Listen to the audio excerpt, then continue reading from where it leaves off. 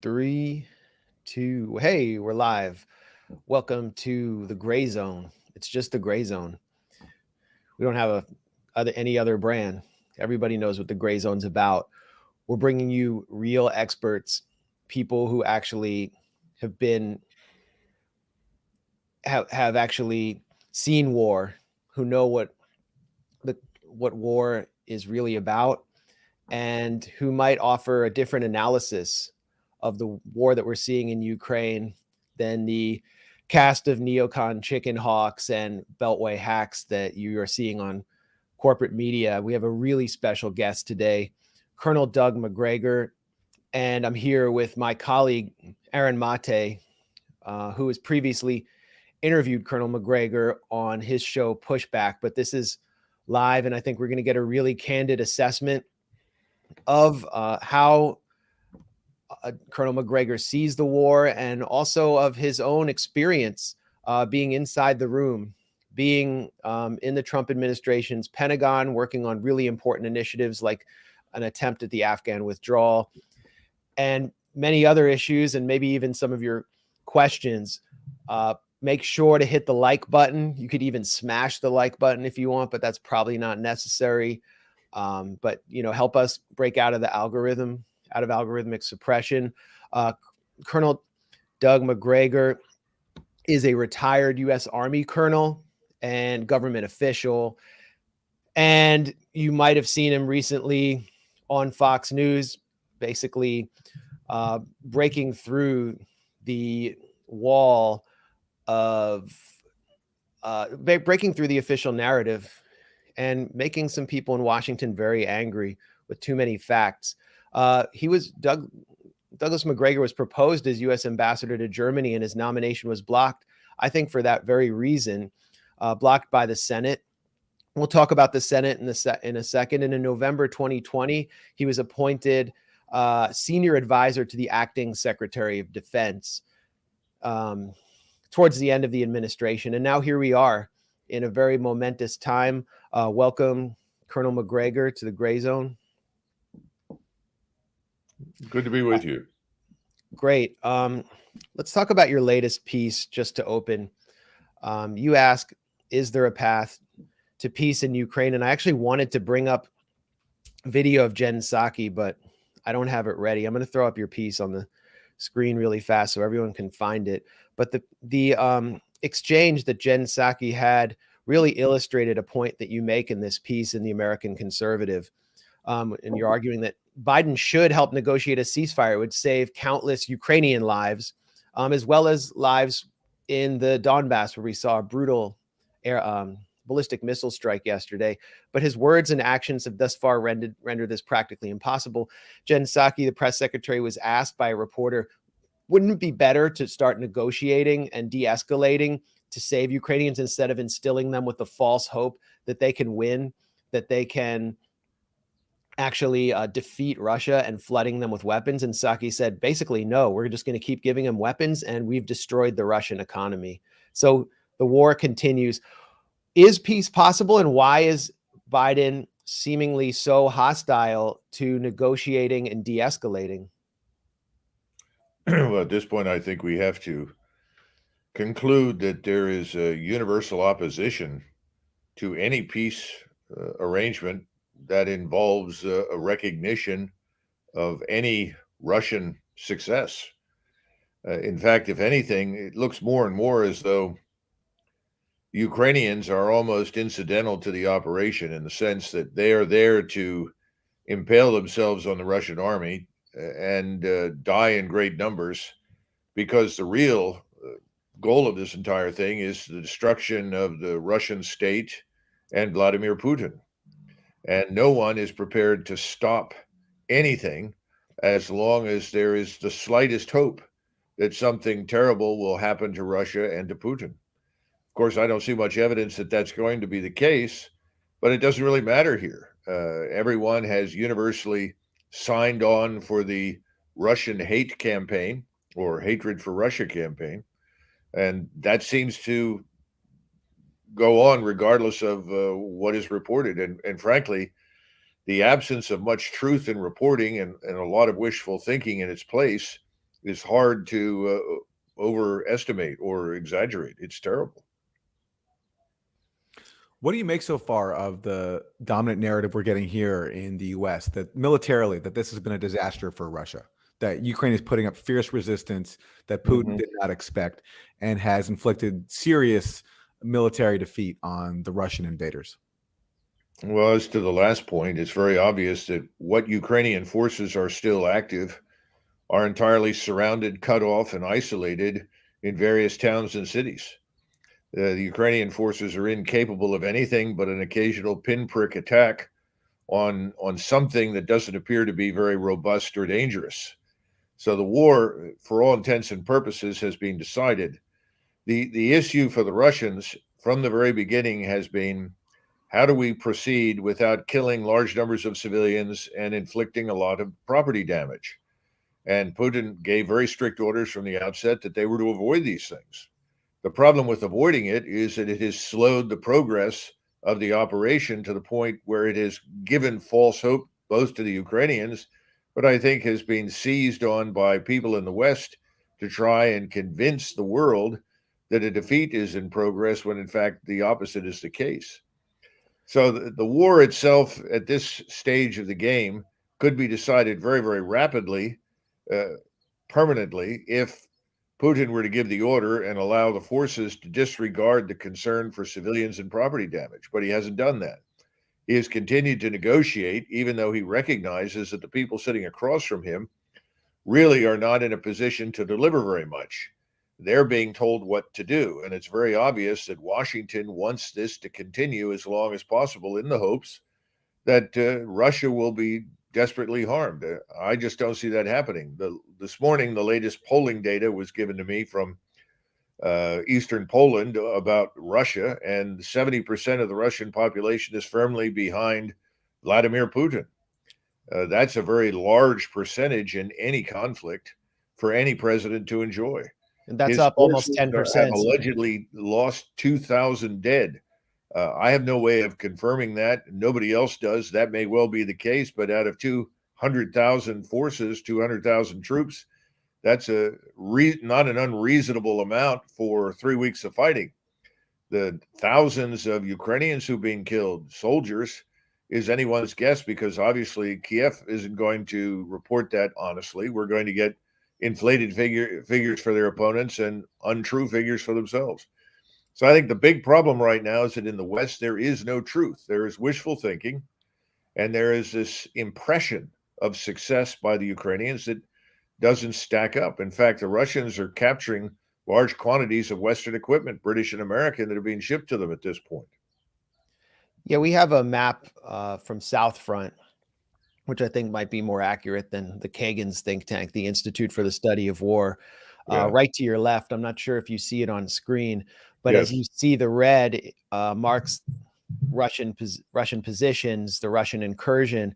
And if you look to the north of Ukraine, just north of Kiev, you can see Russia forming positions around Kiev and essentially encircling. That's my view, encircling divisions of the Ukrainian military. And then in the east, there's a rapid advance, not only of Russian forces, but forces from Lugansk and Donetsk, who are technically, according to the U.S., Ukrainian. And you can see pockets there, which I would call cauldrons. Can you give us an assessment based on what you see of this map as of March 14th? Well, on the southeastern side, towards the bottom, you have as many as 60,000 Ukrainian troops that are completely surrounded in what the Russians are referring to as a cauldron. That's been going on for several days now. No one knows what the status of those forces is. They're probably running out of water, supplies, ammunition. The Russians would prefer that they surrender. Some have, but there may be pressure now to end this, which would result in the mass slaughter of some 60,000 troops. And I don't think the Russians are interested in that. I think what the Russians are interested in is what you see. They've gone to the large population centers. They've tried to avoid the central portion of Ukraine, because that's the agricultural area. In fact, Russian troops have been told to stay out of the fields. The Russians realize that we're on the verge of spring planting in Ukraine, They're not interested in destroying the wheat and barley crops at all. They would prefer to see that go ahead. So the issue for the Russians right now is that everything worth controlling is controlled. This notion that you hear over and over and over again on television, well, they haven't increased their territorial control. They're not interested in territory. The entire operation from day one was focused on the destruction of Ukrainian forces. That's largely complete with the exception of those that are still surrounded. They've got a huge problem in Mariupol, which is off to the right, where you have roughly 3,000 of these fanatical fighters in the Azov regiment or battalion, whatever you want to call it, who are refusing to allow any of the civilians in the city to leave. In fact, I saw footage this morning of these Ukrainian Azov troops telling the population there, you can't leave, even though the Russians had opened a corridor for humanitarian assistance and evacuation. Again, these things are not reported in the West because it tends to damage the narrative. So my great concern is the determination to annihilate the Azov crowd could result in real destruction in Mariupol, which would be terrible for the people there. But again, one doesn't know what the thinking is at higher levels. I suspect there's a desire to end this, get this over with. But as long as Zelensky stalls, the more Ukrainian forces will be killed.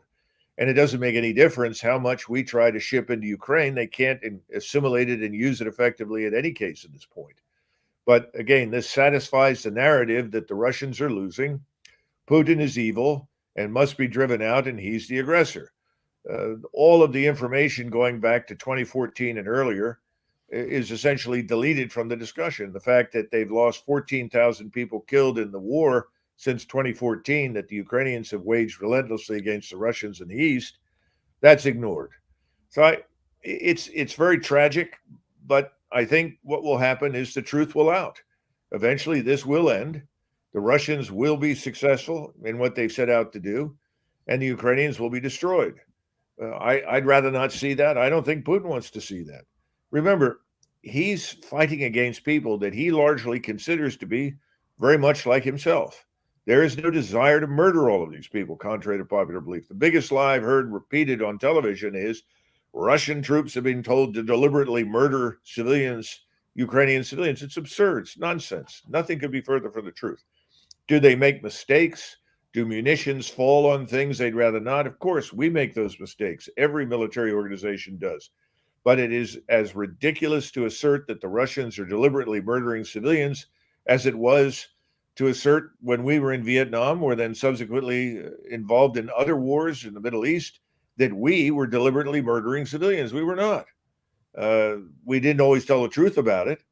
In the sense when we made mistakes, we tried to dress it up. But the truth is we never set out to do those things.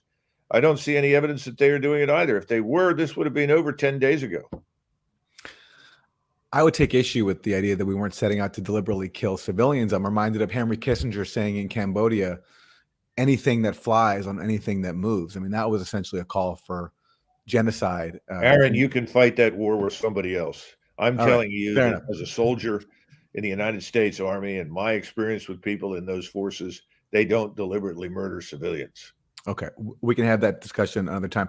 Let me ask you on the question of the U.S. arming Ukraine. You have people right now like Amy Klobuchar, Rob Portman. They're in Poland.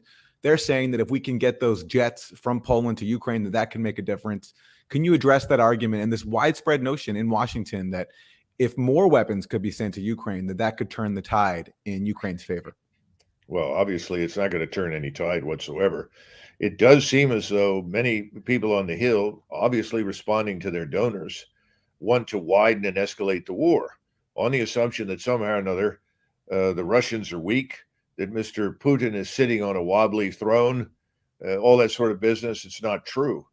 And if we actually intervene against Russian forces on the ground in eastern Ukraine in any meaningful way, we will end up at war with Russia. And that war will escalate horizontally as well as vertically. So that up to and including the use of nuclear weapons. Remember, nuclear weapons only have value in the modern world in terms of their potential to protect your territorial integrity. That's it.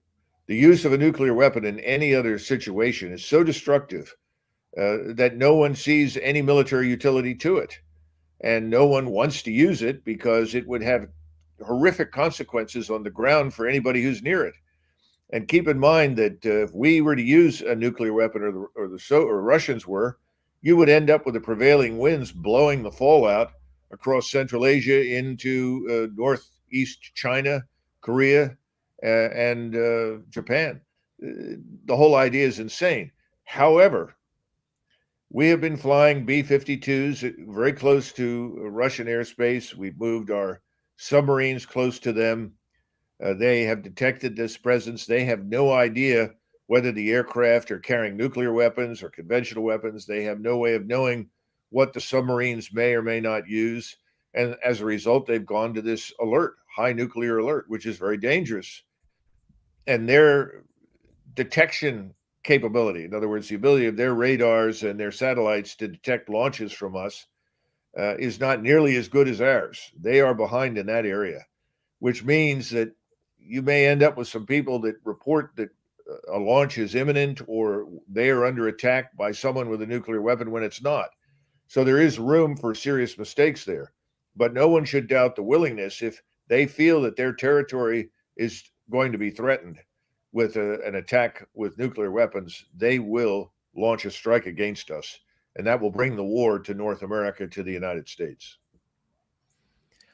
Aaron mentioned Colonel Douglas Macgregor, that there was discussion or a push in Washington to deliver MiG-29 fighters to Ukraine, I guess, so the ghost of Kiev can get up there and continue knocking down dozens and dozens of Russian jets. Seemingly fantastical. Nancy Pelosi, in her rambling discussion of the war yesterday, I kind of am tempted to play video of it, where she fantasized about taking out the Russian convoy, wished for the MiG-29 delivery from Poland, and said the U.S. would backfill it. And this is obviously because, you know, Ukrainian pilots are trained to fly those and not U.S. aircraft, et cetera. But it seems like such an insane plan that even Biden opposed it. And so, first of all, let's give credit where credit's due, Max. Yeah. The president of the United States has made some very good decisions. He's made it very clear. Number one, we will not send any ground forces into Ukraine. Remember, there was some discussion at the beginning of whether or not our forces or troops would go into Ukraine to rescue American citizens. Right. Absolutely not. We will not go into Ukraine under any circumstances on the ground. Then, when the new no-fly zone was raised, it's perfectly obvious that if you send any NATO aircraft into Ukrainian airspace, the Russians are going to shoot them down, in which case you're at war with Russia. He said, absolutely not. So then they came up with the third scheme. And this was, of course, Anthony Blinken, who kept pushing for this on the assumption that, well, we shouldn't be afraid of Mr. Putin. Mr. Putin won't respond. I listened to Senator Lindsey Graham, a man with infinite military experience as an attorney serving in the Staff Judge Advocates Corps on military duty in places like Iraq. And he certainly understands that no matter what we do, Mr. Putin won't respond. Mr. Putin is intimidated by us, and we can do pretty much what we want. This is a huge problem. For the first time, certainly in living memory, I heard Senator Rubio actually say something yesterday that I thought was exceptionally intelligent. And he announced to everyone, Russia is not Iraq. Gosh, what an insight. Russia is not Iraq. And therefore, he said, no, we can't do the no-fly zone and we can't transfer those MiGs. So there is some evidence for rationality in the Senate. But unfortunately, people like Graham continue to argue. You've got Mr. Blinken, who has some rather strange ideas about what the Russians will or won't do. He's going to continue to push for dumb ideas. The key question is, can President Biden retain his presence of mind and continue to say no to these dumb ideas? I don't know. I hope so. So I credit him with common sense on that level. And I think he's letting the people on the Hill say and do otherwise what they want, because he knows they're answering to donors. I mean, we don't care about the people that elect us to office anymore. They're irrelevant. Donors are everything. Donors run the city. So they're responding to donors who obviously want to find ways to widen and escalate the conflict. But I don't think the president does, and he will stop it any opportunity he has to do so. Well, it sounds like, and this goes directly to my question. It sounds like you're identifying a particular faction in the Biden administration that wants to escalate this war. That is the real war party, and you're locating them in the State Department. Based on your own experience in an administration, I know that the kind of neoconservative and more hardline elements were, they were, not elevated the way they are in the Biden administration. But, can you just address maybe the tension between the State Department, particularly the Blinken State Department, and the Pentagon, which seemed opposed to this MiG-29 transfer idea? The Department of Defense, at least on the uniform side, is dominated by people who, for the most part, don't want to have to fight a real war against a real enemy that can fight back. They know that we're not prepared for that. They know that our forces are woefully unprepared, untrained, and ill-equipped. They know this because they've had a hand in creating the mess that we have today inside the Department of Defense.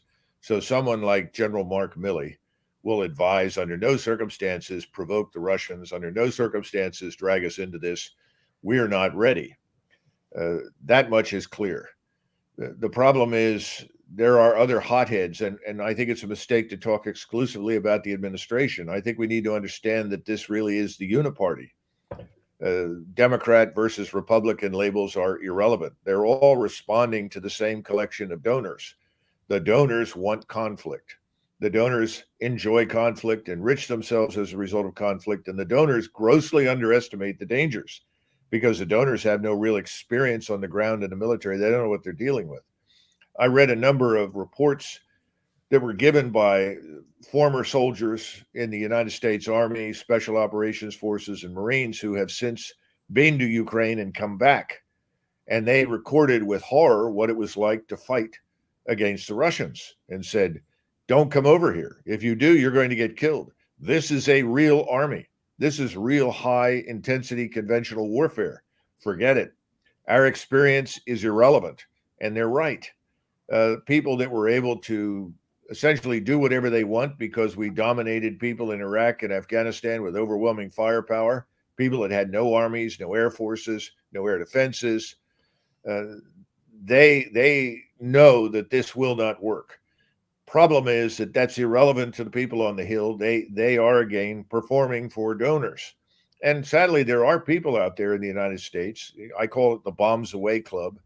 There are people in the Bombs Away Club who are always prepared to bomb anybody and attack anybody. They think this is some manifestation of our greatness. And then you have the preoccupation with bullying everyone. The State Department is accustomed to bullying others, bullying them into acceptance of whatever policy stance we want them to take. I think that's going to end as a result of this conflict, because over time, many of the Europeans have now realized what the Indians, the Chinese, most Asians have figured out, most of Africa and Latin America, that we are bullies, that we inevitably end up in a position where if you don't agree with us, we brand you as the enemy and we try to punish you with control of our financial system. I think that's going to end. I don't see this ending badly necessarily for Russia. Russia is going to be hurt. Anytime you fight any war, you are hurt. Look at us during the Second World War. How long did it take us to recover from that war? And it was not easy. But the point is, they will come out of it. And the Chinese, thanks to Jake Sullivan, who met with the foreign minister in Rome, have seen the wisdom of reaffirming their support for Russia now, because he went in and essentially threatened the Chinese. Our instantaneous response to anyone who doesn't agree is to threaten. We don't practice something the British Empire used to practice, at least until World War I, which was economy of enemies. We go in and say, you're with us or you're against us. Whereas the British usually went into some place and said, well, who can we work with? And who is neutral? And who can we bring on side? And who is the real problem? Perhaps we can isolate that individual or those people. We don't think in those terms. And this is part of the moral hypocrisy, but it comes with the globalist, Marxist, elitist mentality. We have a monopoly, they think, on wisdom, morality, decency, and anyone who opposes them is, of course, the opposite. Our Marxist fans are going to take issue with that one. But I love the idea, and I'll hand off the baton to Aaron, but I just wanted to say I love the idea of the guy who ran Hillary Clinton's 2016 campaign trying to establish a cleavage between Russia and China, referring to Jake Sullivan. But Aaron, go ahead. Well, let me ask you about the speculation and allegations that have been hurled in recent days about biolabs and chemical weapons false flag plots. First, you had Victoria Nuland under questioning by Marco Rubio in the Senate last week, asked directly if Ukraine has chemical or biological weapons. She didn't give a direct answer. She did say that Ukraine has biological facilities and she's concerned about Russia, those facilities falling into Russian hands, which raises the obvious question that if they're benign, then why is she concerned about Russia possessing them? And then right after that, we started to get these allegations coming out from both the US and Russia that the other side is plotting false flag chemical attacks. I'm wondering what you make of all this. Well, usually the winning side does not stage a false flag. And right now, the Russians are clearly winning on the battlefield. So I don't see any particular reason why they would stage a false flag. If anything, the Ukrainians might be interested as a last-ditch effort to drag us in. They could certainly turn to the use of biochemicals if they can weaponize them and use them effectively, or if they've already done so. They could simply fire a missile that is of Russian origin and design into Poland and claim the Russians have done it. That is a possibility. We should be on the alert for that sort of thing. I don't see the Russians doing that. They don't need it. If anything, the Russians just want to come to the table, get a signature on a ceasefire arrangement, and see their terms met. And as far as I can tell, the terms have not changed very much, and they're very straightforward. Number one, Ukraine will be neutral and not aligned with any bloc. Number two, the Donbas region's de facto independence and Russian identity will be acknowledged by Kiev or Kiev. And then finally, the Ukrainians will renounce any claim on Crimea, which, as we all know, this is an ahistorical claim. It's never been Ukrainian. Those have been the sort of standard three. Now, there are other things that they want to discuss, no doubt, and they want to be certain that future governments will not be incurably hostile to Moscow and host weapons and systems designed to destroy Russia on their soil. That's clear. But I think they go along with something on the model of the Austrian State Treaty. Clearly, Mr. Blinken, Victoria Nuland, and their cohorts, and I suspect Mr. Soros has also got his hand in this, are all stonewalling that till the last Ukrainian is dead, I guess. I hope not, but it certainly looks that way. And on the chemical weapons allegations, do you see a parallel here to Syria, a sort of recycling of the Syria playbook where the U.S. accused Syria and their Russian ally of committing chemical attacks, Syria with Russia's support? That was the allegation. When meanwhile, as we know from the reporting of Seymour Hersh and also from OPCW leaks, that all the intelligence pointed to these chemical attacks either being carried out or staged by sectarian death squad rebels fighting the Syrian government. Well, there's a lot of evidence for that. There's also, I'm told, some evidence for the involvement of MI6, which is a very effective organization and very adept at this sort of business in Syria. They may once again be involved. Who knows? I mean, we all have intelligence services. All intelligence services are involved in these conflicts in one way or another. So I think if you go to Ted Postel's work, who's very good on this, as well as to British sources, and you will confirm what you just outlined. You're asking me what I know, and unfortunately, I don't know too much. What I know is what is open source. And I'm prepared to believe any number of different possibilities.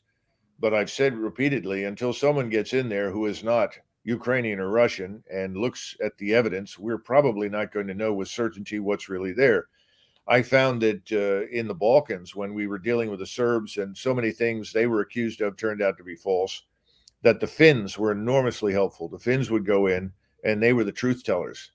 We really need some truth tellers like that. But for the moment, that's not going to happen. So the worst thing that could happen is a false flag. We have to be prepared for that. And again, that's where the president of the United States plays such a critical role. Unfortunately, Mr. Trump was deceived on both occasions because his inner circle kept pushing him to launch those missiles. And ultimately, we did. They went into the dirt. They accomplished nothing. By the way, the Russians accommodated it.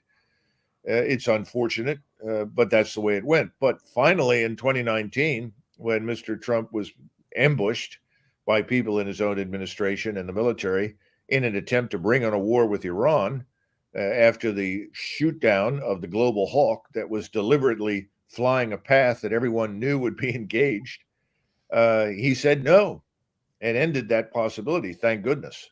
So I think it depends on the president and whomever is close to him to make the decision. No, we're not going to act if that in fact occurs. Yeah, I think there's a higher chance now of some kind of staged event or false flag than at any point, because all of the other military options have been expended. I was actually in a debate on CGTN with one of the main kind of Ukrainian influencers, who's a hardline parliamentarian, Ina Sovson. And when I heard her say that we are expecting a chemical attack, that's when I knew. And then I started to see this narrative get rolled out by all of the Biden proxies and the state Newland proxies about biological weapons, false flag by Russia. It became clear they were preparing for something, along with all the censorship and the attacks on Tucker Carlson, for actually, because he would be the one person with a national audience to push back on another Duma style incident. So it really does feel like all the signals are blinking red, as Mitt Romney's former advisor, Kofor Black, who went on to work for Burisma, said days before 9/11. Now, on if you want to add anything to that, feel free. But I wanted to ask you about another issue. There was a cruise missile attack on the Yaroviv base, which is just east of Poland, inside Ukrainian territory, and it's known as this kind of international peacekeeping center. It was home to mercenaries and Redditors who were coming because they were bored with their lives as computer programmers to participate in a war they thought was going very well for Ukraine. Let me just throw up on screen some of the testimony from one of the people who was a witness to that attack, who was a U.S. Medic who wanted to be a combat medic. And, you know, this is from one of the Reddit chats. You weren't expecting missiles at a war? No, just not at that base at that particular time. Shit surprised us, including the Ukrainians. And then he gets called an idiot. And then he refers to the volunteers who have come in from around the country as cannon fodder, you know, basically being bodies shoveled in front of the Russians. He called the Ukrainian commanders crazy, and so on. And then they all turned tail and ran home. At least 35 foreigners are dead. It could be as many as 200, but that seems to be the end of the Ukrainian Foreign Legion. But my question is not only about that, but about this wider issue of that base being there and having hosted many NATO training sessions.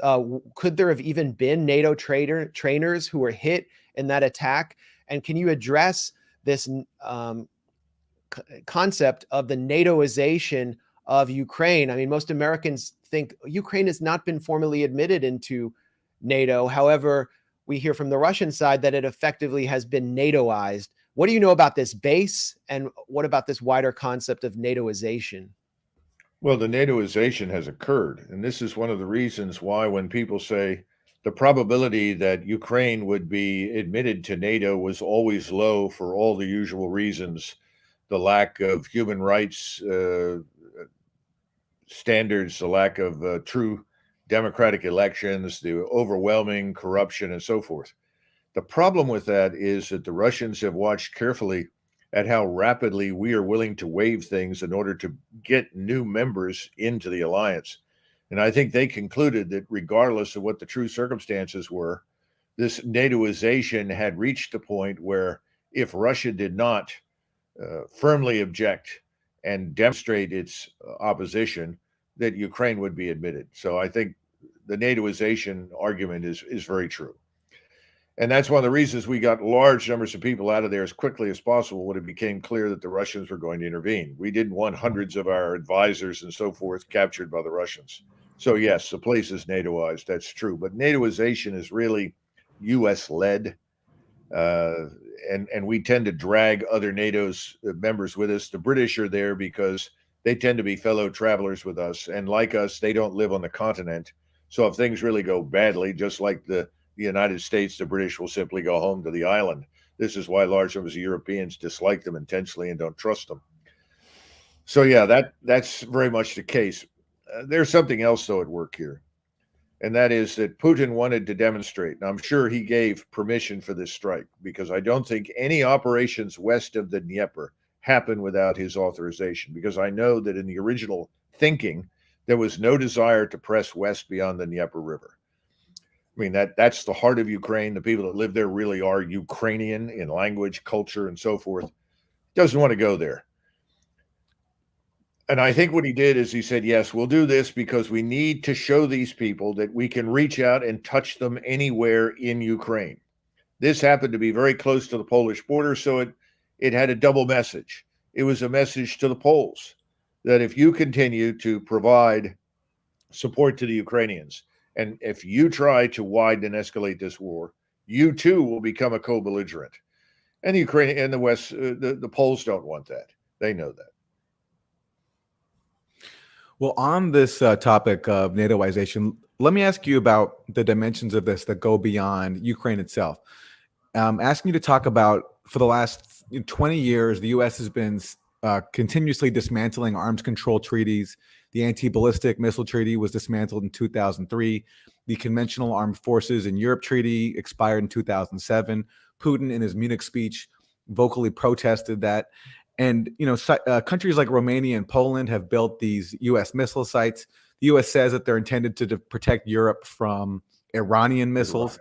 Yeah. I wonder if you can comment on that and the role that this dismantling of arms control treaties, also the INF treaty, which expired under your administration, under the Trump administration, how that's contributed to Russia's feelings of feeling encircled, and how what those developments played into Putin's decision to invade Ukraine. I think all of those issues contributed to the buildup in the minds of Russians of the need to protect themselves. There's no question about that. I think the decision on the INF treaty was a serious mistake. The Russians, frankly, were shocked by it, but there was a huge lobby, all neocons on the inside of the administration as well as outside, who were trying to convince everyone that arms control was a waste of time. Arms control protected us in no way. Arms control should be abandoned. Now, I'm the first to admit that arms control is difficult, because if you see a violation by one side or the other, you're very reluctant to admit it, because if you tell the other side that you're aware of their violation, then you risk revealing that you have the collection capability, that you have sources, maybe even human sources, on the ground reporting to you. So you have to judge the violation very carefully and decide whether or not it is egregious enough to justify bringing it to the table. Now, I was not part of the INF talks at the time, but I was told by several people, well, you have to understand, they're not doing what they said they would do, and we have to pull out of this. And I looked at the evidence that I could see, and all of it seemed to point in the direction of Russian paranoia about our behavior. You mentioned the missile sites down in Romania, for instance, and I had suggested on one occasion, why don't we invite Russian officers to come over and view it? If we're absolutely convinced that this is all for the purpose of defending ourselves against a potential Iranian ballistic missile attack, then we should bring them in and let them look at it and satisfy themselves that this is no threat to Russia. Well, you can imagine the response that I elicited. I was told that I'd lost my mind and this was never going to happen, which leads me to believe that these things had very little to do with Iran and a great deal more to do with Russia. Again, you're always weighing, as a great power, the wisdom of doing something or not doing something on the assumption that what you do is going to have an effect on your potential opponent. I don't think we've done a good job of that. And I think we have too readily dismissed the potential adversary as too weak economically and too backward in many ways to respond. That's not true. That has never been true. The difference in the size of the economy is real, but that does not reflect on the Russian military or on the quality of its scientific and technological capabilities. So I think we put ourselves in this position, and we did so very, in my judgment, very cavalierly, because we actually did have a long period of time where we had established a degree of mutual trust and cooperation. And all you have to do is look at the space programs, look at the extent to which we purchased Russian rocket engines, look at the cooperation we've had with them on the JCPOA and other things. This has not been a black and white situation, but we are now transforming it into one, which I think is stupid, self-defeating, and unproductive. And of course, we're not thinking at all about the blowback on ourselves economically and in other ways. And we talk about proliferation of dangerous technology. Well, the Russians have been very good about not necessarily providing much of what many of their alleged friends or temporary partners have wanted. What will they do in the future, given the way we have treated them? I don't know, but I don't see much good happening. It does worry me a great deal. What did you make of the Biden administration's responses to Russia's proposals when they called for neutrality for Ukraine and for a rolling back of offensive weapon systems inside Eastern Europe? My reading of it is there was some flexibility. For example, you mentioned inspections of U.S. Missile sites in Poland and Romania. I could have it wrong, but I believe the Biden administration signaled some potential openness to that. I'm wondering what you think of how Biden responded and also Putin's decision to invade. Do you think that he had other options? And strategically, from a Russian point of view, was this strategically the right move? Or do you think there was possibly more room for diplomacy, not only on NATO and missiles, but also on the status of the Donbass and the war there? Well, I think the one voice of reason in the Biden administration is the CIA director. Or the National Intelligence Director, and that is William Burns. He has always been a voice of reason on the subject of Russia, and he has tried to, what's the right word, modulate the Russian hate that is so prevalent. But again, he's being crushed by those who see Russia as something that has to be denationalized, much as the left is denationalizing the United States as a place whose borders have to be open to allow mass migration from the developing world into Russia.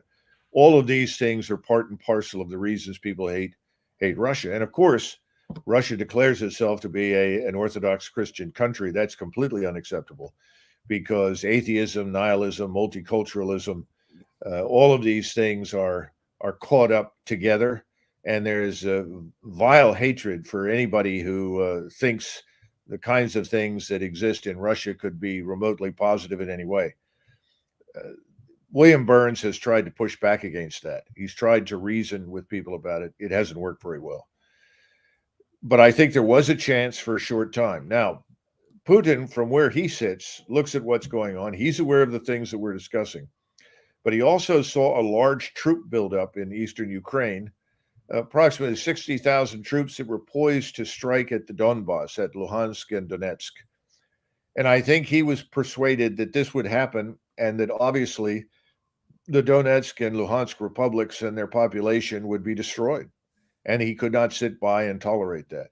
I also think he thought that there was no hope, that every time he tried to make the case, which he did several times, no one would listen to him. Somebody said, well, the reason this didn't happen under Donald Trump was that Donald Trump is strong and no one would challenge him.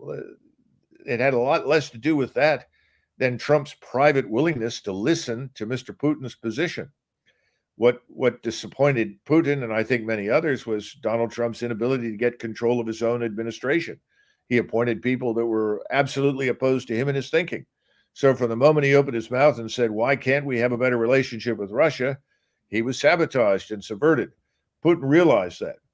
Then I think he waited to see how Biden would respond. And of course, you know that Biden was bragging about how he told Putin that he was a vicious killer and a thug, how proud he was of insulting the man to his face and denigrating him and what he's done inside Russia. I think you put that together with the buildup in the East, and I think he felt Russia was genuinely threatened, and he thought it was only a matter of time until something akin to the Pershing II missiles that we once had on the ground in Germany would show up in eastern Ukraine. And we can all sit here and say, oh, well, that wouldn't have happened. But he had a lot of reason to believe that it would, for the reasons we've already discussed, the NATOization of things. And that's the kind that, remember, the Pershing II was a hypersonic missile. You know, you're talking a few minutes and it lands in Moscow. And he kept telling people this. No one would listen. And there was no willingness to reassure him and his government in any way, shape, or form that this was not the intention. So I think he rightly concluded he didn't have much choice. And I think the biggest mistake that he's made, if he's made any with this operation, so I think he's tried to be too careful. And I think it's tragic. But when you do what he's done with his force, you try very hard to avoid unnecessary civilian casualties and avoid damage, you end up in the position he's in. This thing has lasted 3 weeks, longer than he would have liked. It creates opportunities for your enemies, for your opponents to meddle in what's happening. It gives false hope to people on the other side. That's the problem. And that's what he's up against. And I'm sure he's heard that from his inner circle. I'm sure some of his senior officers have said that. And if you try to convince anybody in the United States, by the way, that Vladimir Putin was remotely concerned about the loss of civilian life in Ukraine, well, they'll laugh you off the stage. That's impossible. He's evil. He's terrible. He's bad. It's a lot of nonsense. He was, and he still is, I think. I think he would like to get an agreement because I don't think he wants anything to do with going into Kiev. Yeah. That's the last option. I mean, if you look at it right now, Kharkiv and Kiev are about it. The cauldron has to be dealt with, and they're still laying siege to Mariupol. But I'm afraid, given the enemy that they have cornered there, the 3,000 Azov members, they're probably going to reduce it and be done with it. But that's clearly not what he wants in Kharkiv. That's clearly not what he wants in Kiev. But if he can't get somebody to put their name on the agreement and agree to those basic terms, then I suppose he's going to act. Well, Russia has attacked Kharkiv. I mean, there were civilian buildings hit there. Yeah, the question is whether they will actually go in and in the way they treat it, the way they did Grozny, for example. And yes, I think you're right, Max, and that's the point, Aaron. If you go back to World War II, one of the first things that all sides learned in the war was that you don't win a city by going room to room and building to building to flush out your enemy. Doesn't work. You bring up artillery, you lower the guns and direct fire, and you bring down city blocks. That's what happened in Warsaw. It happened in Stalingrad. It happened all over Europe, all during the war. When we went into Manila, we did exactly the same thing. It was ferocious. Nobody wants to do that. It is the worst possible outcome. And that's why, for instance, as I was telling you earlier, I looked at some film footage this morning that came from Poland that was transmitted into Poland from Ukraine, showing Ukrainian citizens that had showed up at an exit point from Mariupol where the Russians said, come out, we have humanitarian assistance, in other words, food and medicines and so forth, and you will be protected. And sure enough, there was the Azov battalion. You're not leaving. You're not going anywhere. And the people, of course, were distraught. But that's where we are. Yeah, we're seeing a lot of these sort of incidents at checkpoints of motorists being shot, particularly men.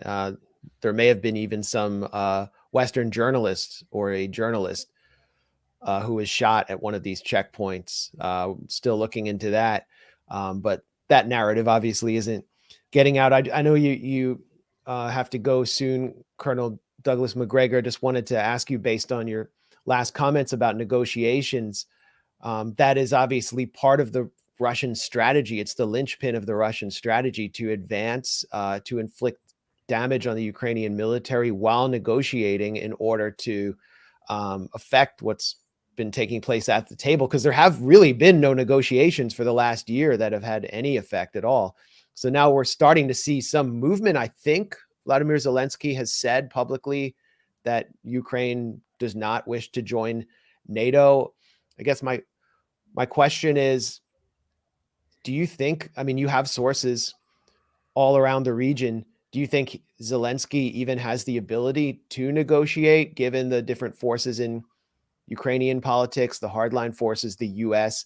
And how do you see the negotiations shaping up when the US is so at least at this point, when the Biden administration is so hostile and determined to escalate.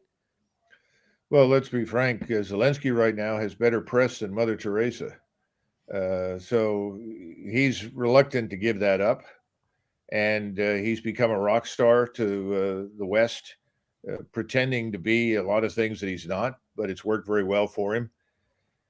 He has always been in danger of some of the hardliners, the radicals that control, frankly, the SBU, the equivalent of the secret police inside Ukraine, as well as the military, of being assassinated himself if he went too far. I don't know if that's still the case. I'm sure there's some truth to that, but I really think that the cards are in the hands of Washington and in the hands of President Biden. And President Biden is in a position that's not very different, since Aaron Mate is interested in Vietnam, not very different from Lyndon Johnson in this sense. Lyndon Johnson wanted to end the war in Vietnam. In fact, there's a lot of evidence that he didn't want to go there at all. But it didn't make any difference, because he was afraid that if he didn't do those things, that he would be outed as soft on communism and a friend of the Reds and so forth. And so Johnson found it impossible to simply cut his losses and get out, which was the right thing to do in 1968, 69. All the generals privately said, this is a waste of time. We're not going to win it. Let's go. He didn't do it. And obviously he didn't run for re-election. I think Biden's in a similar position right now.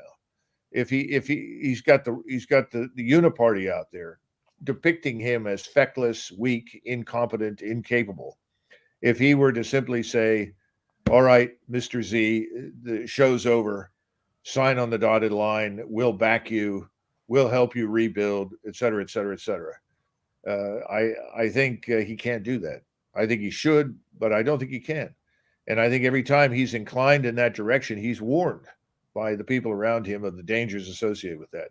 Now, there's political dangers. Yeah, but there are a couple of things that are also happening. The assumption is, well, if we can just keep the Russians in the field long enough, their army will collapse. Well, there's no evidence for that. If we can just keep them in the field long enough, the population at home will say, bring them back, and this is bad. There's no evidence for that right now. But there's a lot of evidence that our position economically is going to continue to weaken.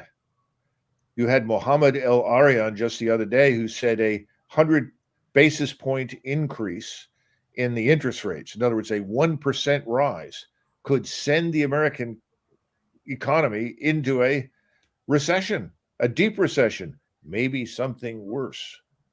Well, the longer this goes on, the harsher the outcome for us here at home. You know that gasoline prices, like so many things, are lagging indicators. So the real problems have not even struck yet. So if you look at the prices of food, energy, metals, these kinds of commodities, then add to that the enormous sovereign national debt that we have to service, and the unambiguous requirement to increase interest rates and deal with inflation that is ostensibly dangerous to the economy. The question is, how long before we fall apart? How long before we simply can't go on? I mean, I'm always reminded of the question that used to come up in graduate school, and then subsequently when I was teaching. When did the British leave India? Well, the British did not leave India when they should have, when it made sense to do so, when it was strategically advisable. They left India when their debt to GDP ratio was 240% after World War II in 1947. That's when they left, because they were broke. I suspect that we'll have something similar to that here in the United States. That will be a game changer. But all the expectations of imminent failure in Russia, I think, are ridiculous. I don't see any of that. And I think they'll stay the course. It's vital. It's a vital strategic interest for them. It isn't for us. It never has been. That's the problem. Well, Colonel Douglas Macgregor, we're coming up on an hour. You're invited to stay with us. We have I'm glad you reminded me. I'm surprised my phone has not jumped off the table here. Thanks very much for inviting me. I appreciate it. I wish you guys well. Thank you so much. And, judging from the feedback we're getting, our audience salutes you and thanks you for your honesty in a time of just complete deceit. So thank you so Yeah, much for I'm joining afraid us. so. Well, Americans are beginning to figure things out. It's slow, painful, but they're beginning to figure things out. And when you start to hear people refer to anyone they disagree with as a traitor, you're in a lot of trouble. That doesn't Yep. speak of strength. That suggests real weakness in the Yep. government and the people that run Yep. it. And as I've And been I wish saying, I the think, president would step forward and put a stop to it, but he won't. yep. Yep. No, it is a complete a sign of a lack of confidence in the system that they claim to represent, the democracy they claim to represent. And I've been One saying, last thing. During the Kosovo air campaign, I had a British major who was in the intelligence section of the Joint Operations Center where I was the director. He got into something of an argument with people that worked for Alastair Campbell. These were professional spinmeisters that had been sent across by Tony Blair to help, quote unquote, spin the air campaign as a big success. And this British major got into an argument with him. And finally, the British major he said, look, you can't say that. That's not true. He said, well, of course we can. Doesn't matter whether it's true or false. And he said, look, if our cause is just, why do we have to lie about it? And I think that's where we are right now in Washington. Okay, folks. Yes. Thank you. Thank you, Colonel. Thanks, Colonel. Right. Bye-bye. Bye. All right. So that was an enormous interview. And I think we have our largest audience yet of any live stream because, as Colonel Macgregor said, people are waking up. We're getting all different perspectives in the chat. Left, right, probably not center. But the center feels just is completely off base at this point. And I think what's so significant, or one of the things that was so significant about someone like Doug Macgregor saying what he said about the NATOization of Ukraine is that he was the lead strategist for Wesley Clark, the NATO Supreme Allied Commander, the guy who presided at CENTCOM for the Pentagon over Europe. He was one of the top strategists for NATO, saying openly that NATO drove us to this point, pushed to the brink of war, baited the bear, and now is getting hit at its de facto bases inside Ukraine, like the Yaraviv base. And that's what I think is so threatening about someone like Doug Macgregor to the war party, or what he calls the uniparty in Washington, which traverses the Senate from Lindsey Graham to Bob Menendez to the Newland Blinken State Department. But it's really remarkable to see that level of candor and criticism when everyone's just told NATO is a defensive alliance. It's a defensive alliance. Aaron, what were your impressions? Well, just what you're saying there about Macgregor's position, his insider knowledge, and his record, despite the fact that obviously, and it comes out in that conversation, I have so many areas of disagreement with him when he talks about Vietnam and the record of U.S. not deliberately targeting civilians. When I think Vietnam is an example of the U.S. deliberately killing civilians en masse, committing mass murder. He talks about Marxist globalists, multiculturalism. There's obviously all these areas where we don't agree. But just as when we go on Tucker Carlson, that doesn't mean that we endorse Tucker Carlson's views. The point is that right now we're in a very dangerous moment where the U.S. has provoked this war in Ukraine and threatening even much worse than is already happening. And so that's why it's so important to get voices that have been on the inside, that know how wars are fought, how they work, and what are the interests that fuel them, to hear from someone like Colonel Macgregor, no matter how many other disagreements we have with him on other matters. Yeah, and it's interesting because you have this trend in the Pentagon of what the right attacks as the woke generals, General Mark Milley being the most clear example. And this is someone who sabotaged the Afghan withdrawal, who actually was on the streets in DC in June 2020, walking around trying to please Trump, calling for dominating the battle space against Black Lives Matter. And then, he starts, when Biden comes in, he wants to please Biden. So he says that he supports critical race theory because he wants to know how the neo-Nazis or the white supremacists who are somehow infesting the military actually think, which has infuriated a lot of the old guard. And and people in the military. But I mean, you look at where part of the Pentagon is going. It's appeasing the dominant liberal faction in Washington right now. And what does the dominant liberal faction want to do? And who are they? Well, they're chicken hawks. They're soft-handed chicken hawks who they believe in this Wilsonian idea of exporting values. And so their obsession with Russia really goes to something that Doug Macgregor has said, which is that Russia is seen in Washington, particularly by those forces, as a bastion of conservatism. And so they're fighting this kind of global culture war by refusing to negotiate with Putin or telling Zelensky, look, just go to the table and we'll help you rebuild Ukraine, just end the war. Instead, they're flooding it with weapons because they want to fight the conservative right-wing white menace in Moscow.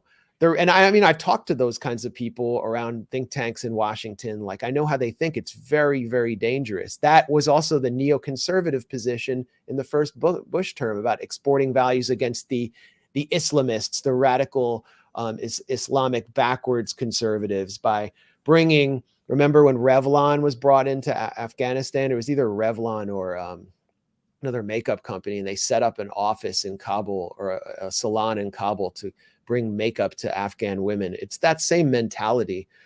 He mentioned that William Burns, the CIA director, is the only person in the administration who is pushing back on this perspective. Actually, we interviewed Ray McGovern when Burns was first nominated, and he said he would be the only sensible person in the Biden administration, but it looks like he's taken a back seat. Just compare someone like Colonel Macgregor to, say, Samantha Power. Samantha Power is a perfect example. So Samantha Power, right, in her rhetoric, she would never demonize refugees, say anything bigoted about them, but her policies versus someone like Macgregor would create millions of refugees, whereas the non-interventionist like Macgregor would not.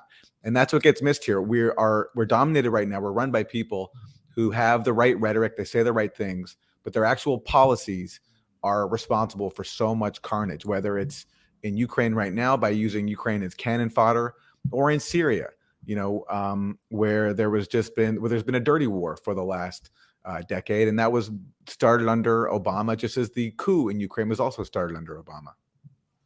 Yeah, Samantha Power was actually silent on Yemen for her entire time in the Obama administration. When they created a special fake job for her as some kind of human rights czar, until she was appointed UN ambassador, where her job was to basically scream at Vitaly Churkin because Russia and Syria were being too mean to Al-Qaeda in East Aleppo. And she compared it to like Srebrenica and said this was going to be she called it genocide. And then when East Aleppo was cleared out, she just was silent because there wasn't any evidence of genocide. But the point is, Samantha Power loves dirty wars. She loves bombing brown people. Her convoy ran over a black child, and she kept chugling. She just kept steaming through. On that incident, I think people. Sorry, I'm going off on Samantha Power so much, but she's one of the most repellent figures in this whole interventionist theater, because she was actually on a tour, I think it was Cameroon, with her convoy to basically mop up the damage from Libya. People don't realize that.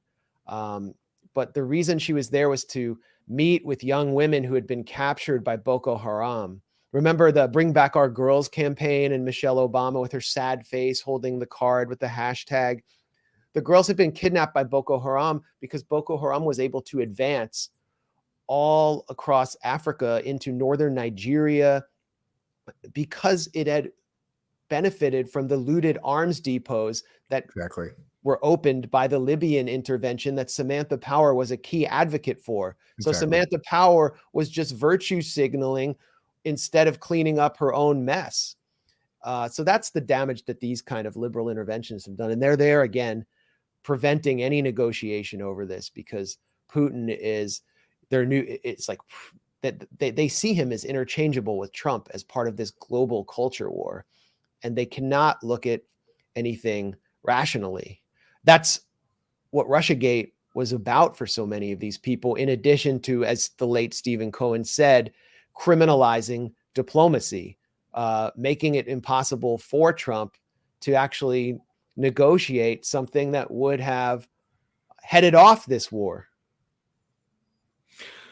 I go back to that phone call that was intercepted between Victoria Nuland and Jeffrey Piat, the U.S. ambassador to Ukraine, in January 2014, just weeks before the coup. And they talk about how their plan to install a new Ukrainian government, it needs an attaboy. And they specifically reference Joe Biden and Jake Sullivan.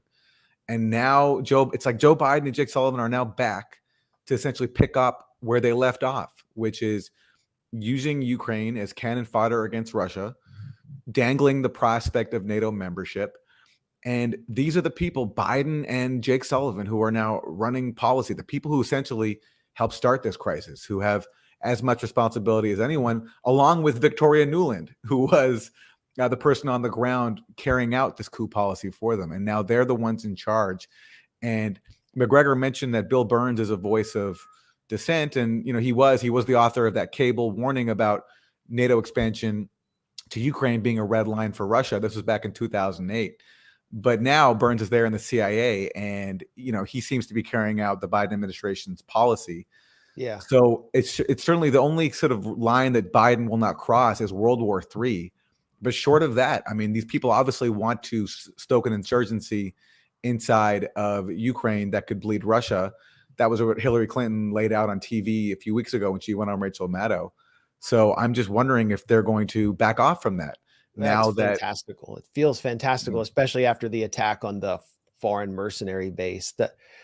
The idea that an insurgency could take place with the Russian military present. I mean, it was the insurgency in Syria that was immediately crushed by the Russian intervention. Yeah. The rat line would be through Poland. Poland is not Erdogan's Turkey. The Russian military is not the Syrian army, which was just basically being pounded and in some cases encircled before Russia entered. So with the same kinds of weapons with javelins and stingers that the U.S. provided. Yeah. Well, they were older TOW BGMs, but it was really like the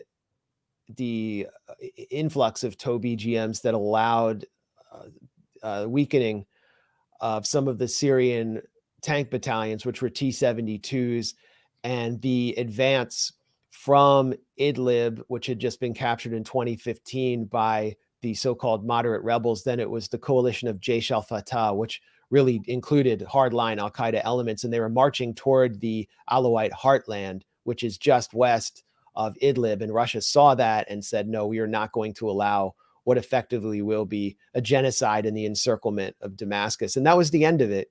So that really, I think, informed the thinking on what was happening ahead of the invasion. This is not a justification, but basically me recapitulating what I know, which was interviewing Russell Bentley, U.S., an American citizen, a Texan who relocated to Donetsk, fought with the Novorussian army, and we've interviewed him several times. I interviewed him 2 days before the Russian intervention in Ukraine, and he told me that Ukrainian forces were staging a massive escalation that they had not seen before. Grad rockets were hitting civilian buildings, schools, a hospital was hit, and people were alarmed.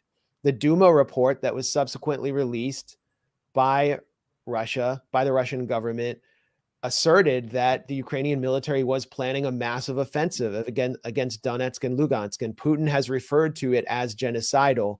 Certainly the Azov battalion and the ultranationalist forces have a genocidal mentality towards the ethnic Russian population. So that informed the thinking there as well.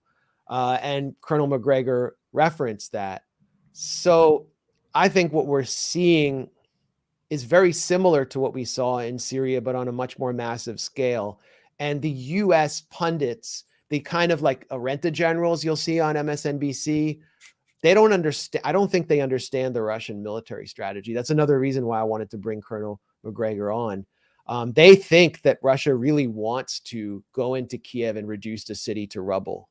And, while that, I guess, is not completely off the table, The strategy really was to encircle the Ukrainian military, its best units, which were always in the east, pounding Donetsk and Luhansk, to negotiate their retreat, then crush the nationalist units, Azov, Aidar, these kind of paramilitaries incorporated into the National Guard, basically liquidate them.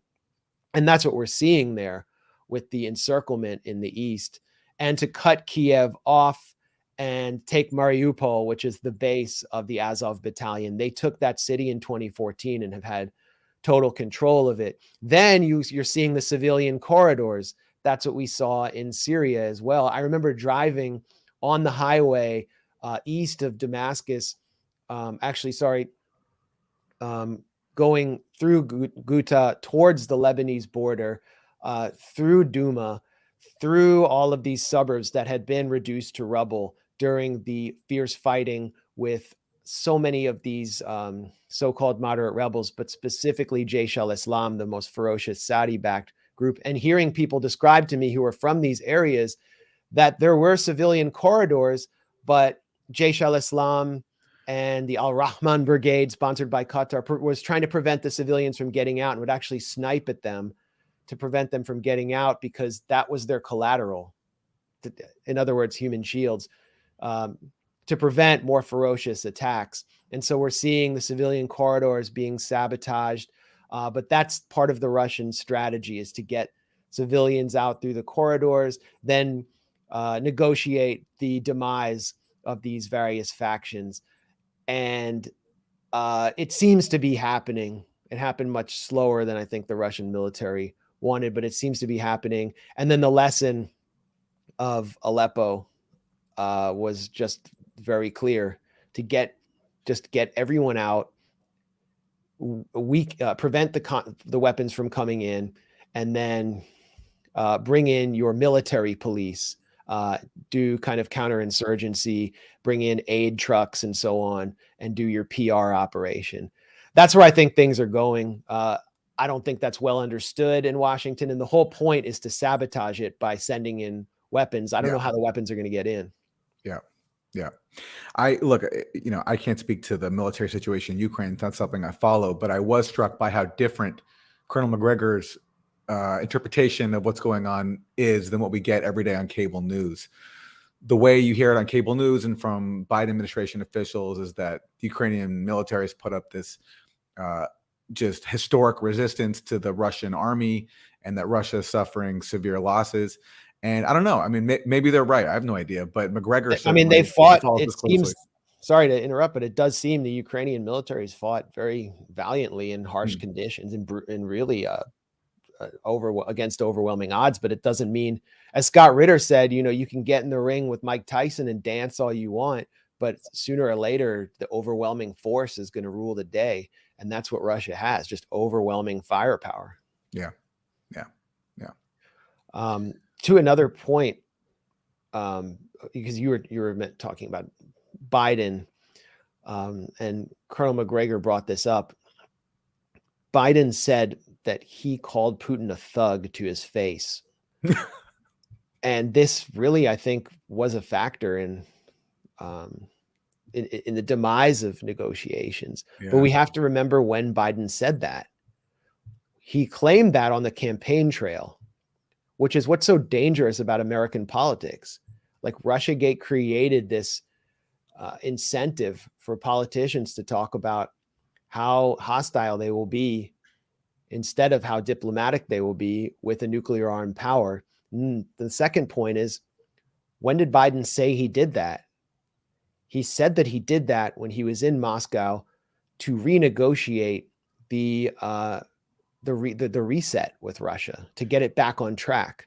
So we're supposed to believe that Joe Biden went to Moscow, sitting with Putin and his inner circle at a table in Moscow, when his entire purpose for being there was to improve relations with Russia and prevent the reset, the new start with Russia from going off the rails. And he sat there and said, "You're a thug," and just defied his entire mission. No, Biden straight up lied on the campaign trail, which he has a record of doing. He has a long record of embellishing his his past, including saying he got arrested in South Africa for protesting apartheid.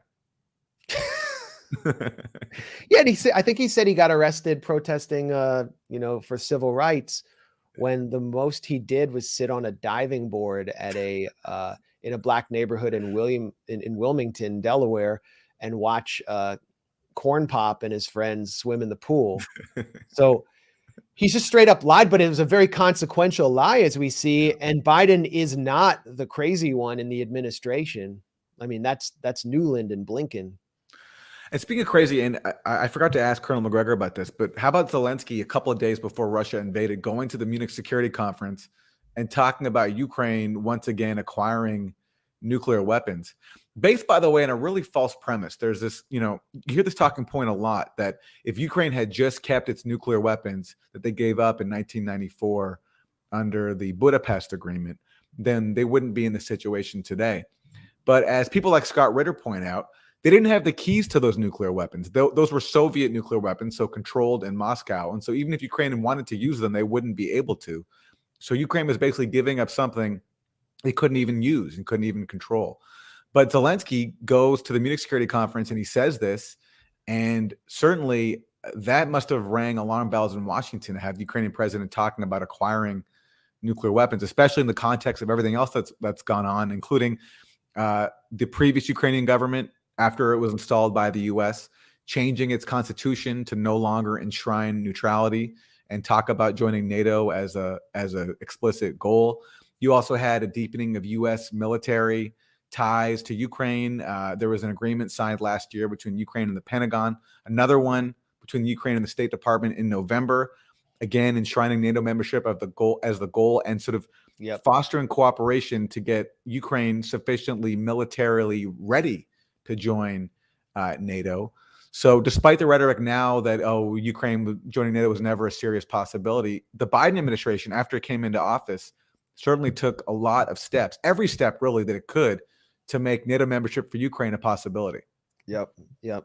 I just wanted to share this real quick, just based on my last comment. This is Biden in Wilmington. And the reason that he did this photo op was because he had been caught in a lie about participating in the civil rights movement. So he went back to his lifeguard job where he fought Corn Pop. And it's an iconic image, in my opinion. Okay. It's a really important point that you made about Zelensky at the Munich Security Conference, which, was also graced by the presence of the Young Turks, who were there to provide PR services to NATO ministers while there were massive anti-war protests outside. Zelensky was puffing out his chest and really appealing to the crowd there. And what he said was that he regretted that the Ukrainian government in 1994 signed the Budapest Memorandum, which was going to take the Soviet era nuclear weapons away for disposal or storage and provide Ukraine with fuel rods and all of the infrastructure it needed to maintain civilian nuclear reactors and to power the country. And so this was a move towards peace that he denounced, because he thought that if Ukraine had kept nuclear weapons, then it would have had deterrent capacity against Russia to essentially tell Russia, you want to come in here while we're joining NATO, we will nuke Moscow. That is a bonkers statement to make. And it feels like he was set up to make it. I mean, who is Zelensky? Everybody watching this knows who Zelensky is. He's just playing a role. He's inhabiting a role. And his initial role in 2019 was to make peace, but he soon found that was impossible. He was pressured on two sides by the ultranationalists, the neo-Nazis, the hardliners, and the US. And so now here he is, the war president, getting a massive reception at Munich. He's loving his new role. And so he's calling for nuclear weapons. I think that definitely set off alarm bells in Moscow and helped incite Russia to invade. And the NATOization of Ukraine goes beyond all of these agreements that have been made between the West, between Washington and Ukraine. to the insertion and constant cycling through of thousands of US military personnel, including trainers who have worked hand in glove with the Azov battalion. I mean, it's not hard to find photos of US military trainers, like high-level officers, palling around with the Azov battalion. A US patch here and a Nazi Wolfsangel patch on the other arm. The $200 million authorized in December by the Biden administration for new weapons, new offensive weapons. Remember under Obama and Trump, but especially under Obama, when offensive weapons to Ukraine were controversial and Obama didn't want to give them? And now it's like it just became imperative under Biden. So the thinking in Washington was, in the Biden administration, at least among that crazy set in the State Department, the Newlands and Blinkens, was that Russia was never going to do anything of substance to counter the NATOization of Ukraine. So why stop? Because we've wanted to do that since the Wolfowitz Doctrine in the first Bush administration. That's where these people come from. They come from that mindset of, the Project for a New American Century mindset of total unipolar U.S. domination. And Ukraine is really the capstone. If you can get Ukraine in NATO, you've done it. You've dominated Russia, and you're just going to start pushing forward towards the Balkanization of Russia. That's how I think they were thinking until they got smashed in the face. And as Mike Tyson said, you always have a plan until you get hit in the face. On that point about Obama refusing to send more arms to Ukraine after he realized what he had gotten into by launching the coup and starting a proxy war in the Donbass, let me quote you from the memoir of former senior Pentagon official served under Obama, Derek Chollet, who says this when it comes to Obama's decision not to send arms to Ukraine, despite everybody, including Joe Biden and Blinken and Jake Sullivan, pressuring too. Chollet writes this, quote, "This was one of the few occasions I can recall in the Obama administration in which just about every senior official was for doing something that the president opposed." So that's the one few areas where we can give Obama some credit, and that everybody from Biden to Blinken to Sullivan were telling him to send more weapons to Ukraine, and he refused to do it. And the reason is obvious, and it was reported on at the time. He didn't want to further inflame a proxy war that he started, and he especially did not want U.S. weapons to get into the hands of neo-Nazis and other far-right militants inside Ukraine. All of those concerns have since been discarded with Obama's exit from office. Began under Trump, when Trump was pressured into sending weapons to Ukraine, and the Biden administration has escalated that.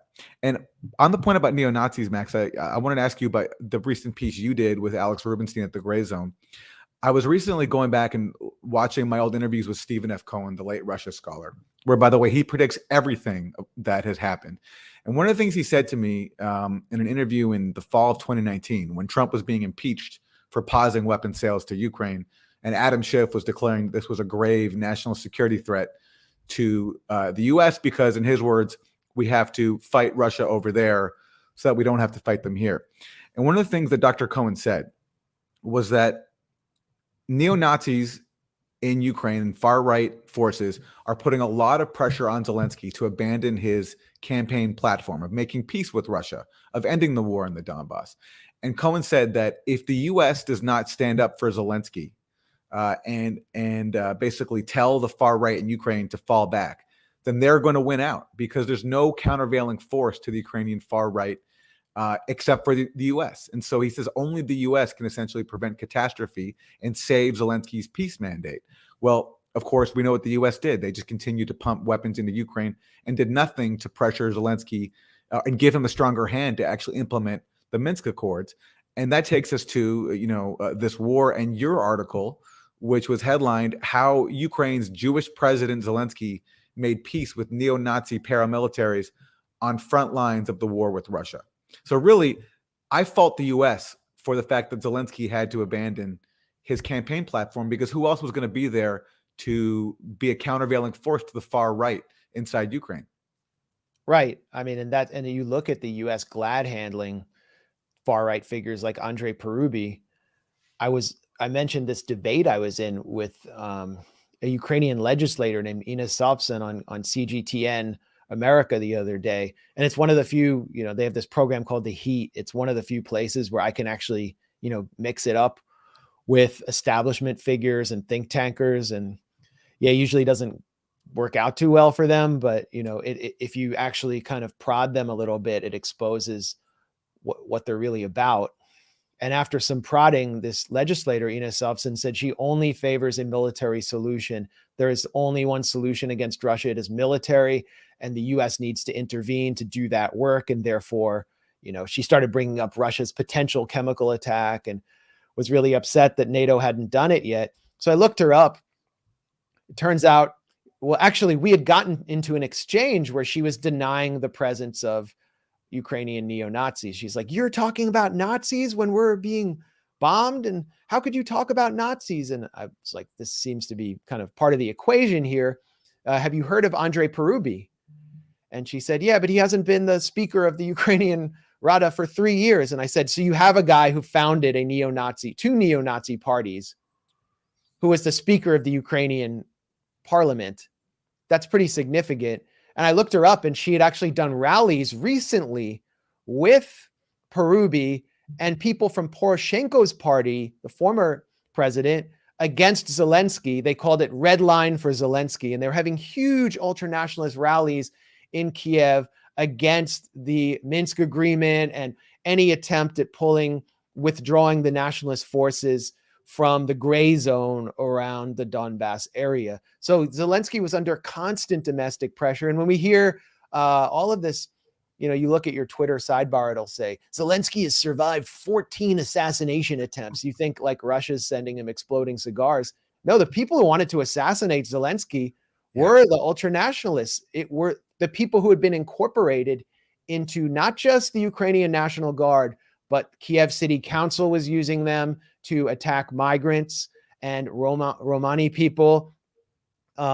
They were working hand in glove with the Interior Ministry, the national core of the Azov Battalion, to intimidate and control politics. So he was under a massive internal pressure. Actually, Amnesty International in Ukraine issued a report in 2018 about these forces. They never translated it into English for obvious reasons. And they said as long as these ultranationalist forces maintain so much influence in Ukraine, no one in Ukrainian society is safe. So that would include the president. I think he never had any power. He is basically, Justin Bieber for the believers in the Western press corps and the Beltway hacks who think who think Ukraine can win this war.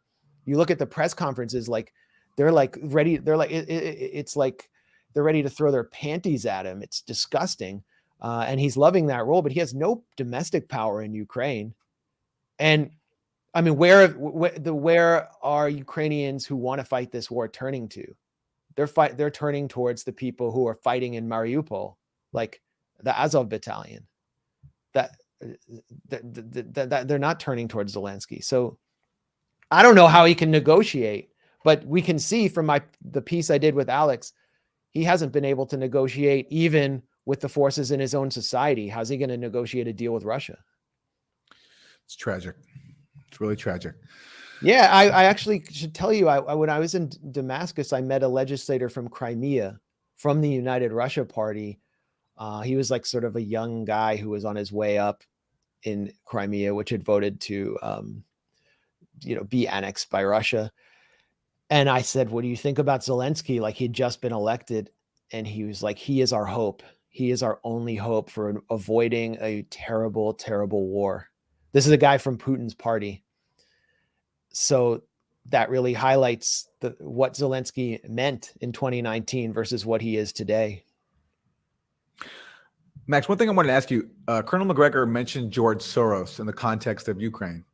And often when we hear George Soros's name, they can come in the form of either, anti-Semitic conspiracy theories, or they also can come in the realm of real things. And so in the case of Ukraine, has Soros had an influence in terms of manufacturing the regime change operation that happened in 2014 and other related efforts to basically turn Ukraine into a NATO colony? Well, definitely. I mean, you know the answer to that. I mean, right now the big player in Ukraine would be Zelensky's money man, Igor Kolomoisky, who's one of the most corrupt men on the planet, funded Zelensky while he funded the Azov battalion, basically funded Zelensky's career through these shell accounts that showed up in the Pandora Papers, and still is wielding influence, I would assume, over negotiations. But Soros, I mean, when did he last kind of turn up in the news? It was before the Russian operation in Ukraine, during another event that the world's eyes were focused on, which was the Winter Olympics in Beijing. And he used that occasion to call for regime change in Beijing and the downfall of Xi Jinping. So that's, I mean, he's just out there saying it. George Soros is, I think, the main funder of the New York Review of Books, which is the literary political review of the bien pensant liberal intelligentsia in New York. And whenever he wants, he can write an article there. And every time he does, it's to call for regime change in a new place. I remember he said, you know, it's really important that we have regime change in Syria in order to stop Putin. He wrote a piece prior to that declaring that Putin was worse than ISIS. So he's been obsessed. And what does he do? Well, he is one of the overt operators identified in the 1991 Washington Post column by David Ignatius, who's one of the CIA's kind of favorite channels in US media. One of the overt operators doing the work that the CIA used to do covertly in the open.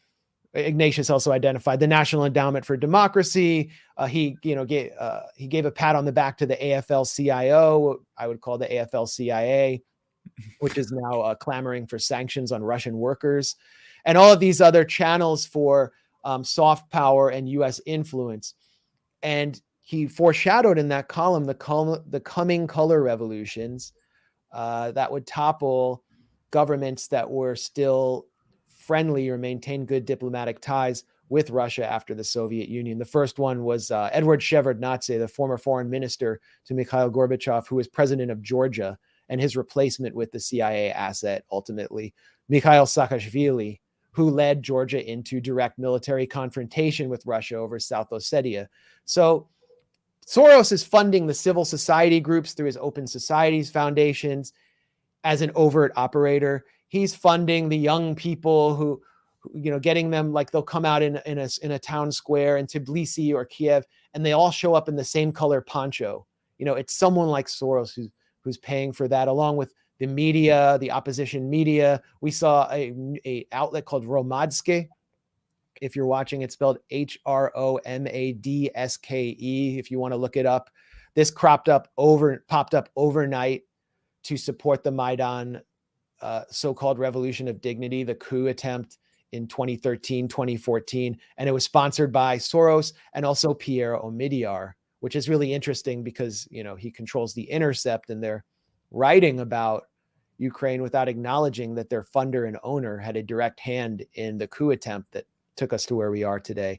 So that's why I think Soros is is considered the devil everywhere from Hungary to Russia. And all of these laws are introduced to ban NGOs, Human Rights Watch being the largest NGO that Soros funds.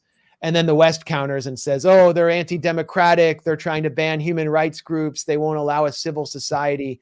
And any criticism of Soros is deemed anti-Semitic. So I'm sure everyone watching kind of knew that history. You knew the answer to your own question, but I'm glad we kind of got into it. And, you know, it is interesting that, I mean, Soros funds through his network a large swath of progressive media. So they kind of take a liberal interventionist line. I don't think George Soros is like, you must do this or you will all be fired. But I can tell you, Aaron, like, I feel like more candid than I was able to be in the past. I'll tell you two stories about Soros. I guess I'll tell the 5,500 people watching as well. Number one outlet I used to frequently write for, a progressive outlet, I won't name it. I was actually told we can't publish pieces about Soros and what he's doing with, you know, funding and regime change NGOs. We got to stay away from that because they were courting his people at the time for funding. So that does happen. My second story is that I was in I don't want to give all the details because I don't want to like embarrass certain individual people, but I was in a Middle Eastern city during the latter phases of the so-called Arab Spring, what some call the Sunni winter. And I went out to dinner. It was a pretty nice dinner in a society that was becoming increasingly impoverished. And one of Soros's guys showed up. He was the head of the Open Society Foundations for the Middle East, I think, or not the head, but he was working there. They didn't have an office in this country. I said, "What are you doing here?" And he said, "Well, the labor unions have too much control and we want things to open up here economically. We want a more dynamic society. And so we're working on, encouraging some political changes." And I kind of like made a joke. I was like, "What are you going to do? Like fund protests or something?" And he kind of nodded. I was like, "That's crazy. Like this is real. It's really happening." And, just talking to some of the younger English speaking technocrats in this society, they were all saying the same thing. Like the labor unions have too much power. They're just stopping us from moving forward. And too many old people have these pensions and these old jobs from the previous regime. So that's really like what he's done. And that's called liberalization. But to me, it's like the ultimate form of meddling. And it's someone who really, I don't know what country he claims to represent. Hungary, the US, what? It seems like he represents just global capitalism. Aaron, your mic is off. Sorry, Soros profited off of ruining Hungary's economy, so I doubt he takes much representation from Hungary, or at least I doubt if Hungary wants his representation. Do we want to answer any super chats, Max? Well, we got one up. I don't know where. Thank you, Mark. A lot of them disappeared. Yeah, we missed them. A lot of them disappeared. So, I apologize to all the super chats. What time is it? I got a little time here. We could take some questions. I should mention a news event that I'm following pretty closely, which kind of relates to, peripherally at least, to high gas prices. But there's been a trucker convoy, mainly protesting, mandates and the whole, COVID regime that we've seen for the past 2 years, parked outside DC about an hour and 20 minutes away in a muddy field in Hagerstown. I went up there a few days ago just to see what was going on. There were hundreds of trucks. It was massive. And, but total confusion at the leadership level. They had no idea what they wanted to do.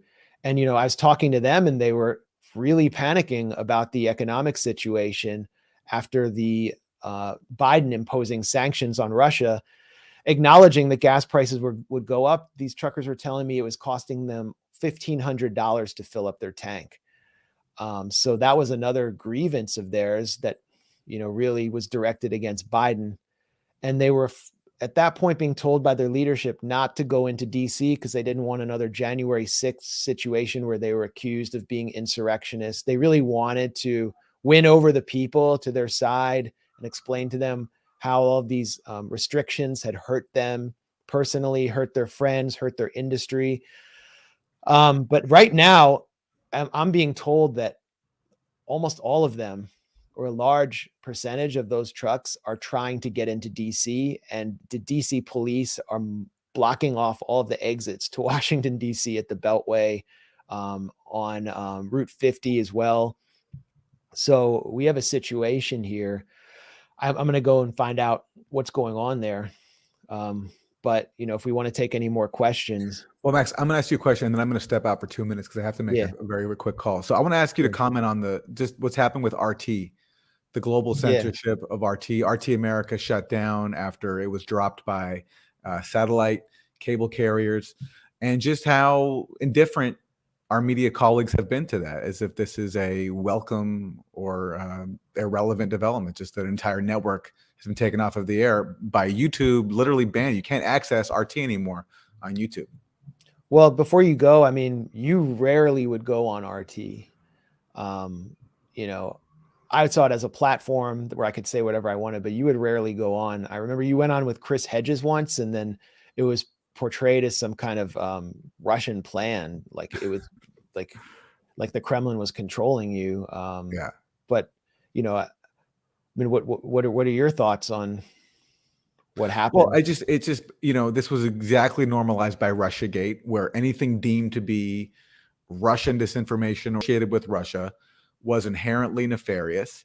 And this crisis, this invasion of Ukraine, gave them the pretext to essentially wipe off the airwaves a countervailing narrative.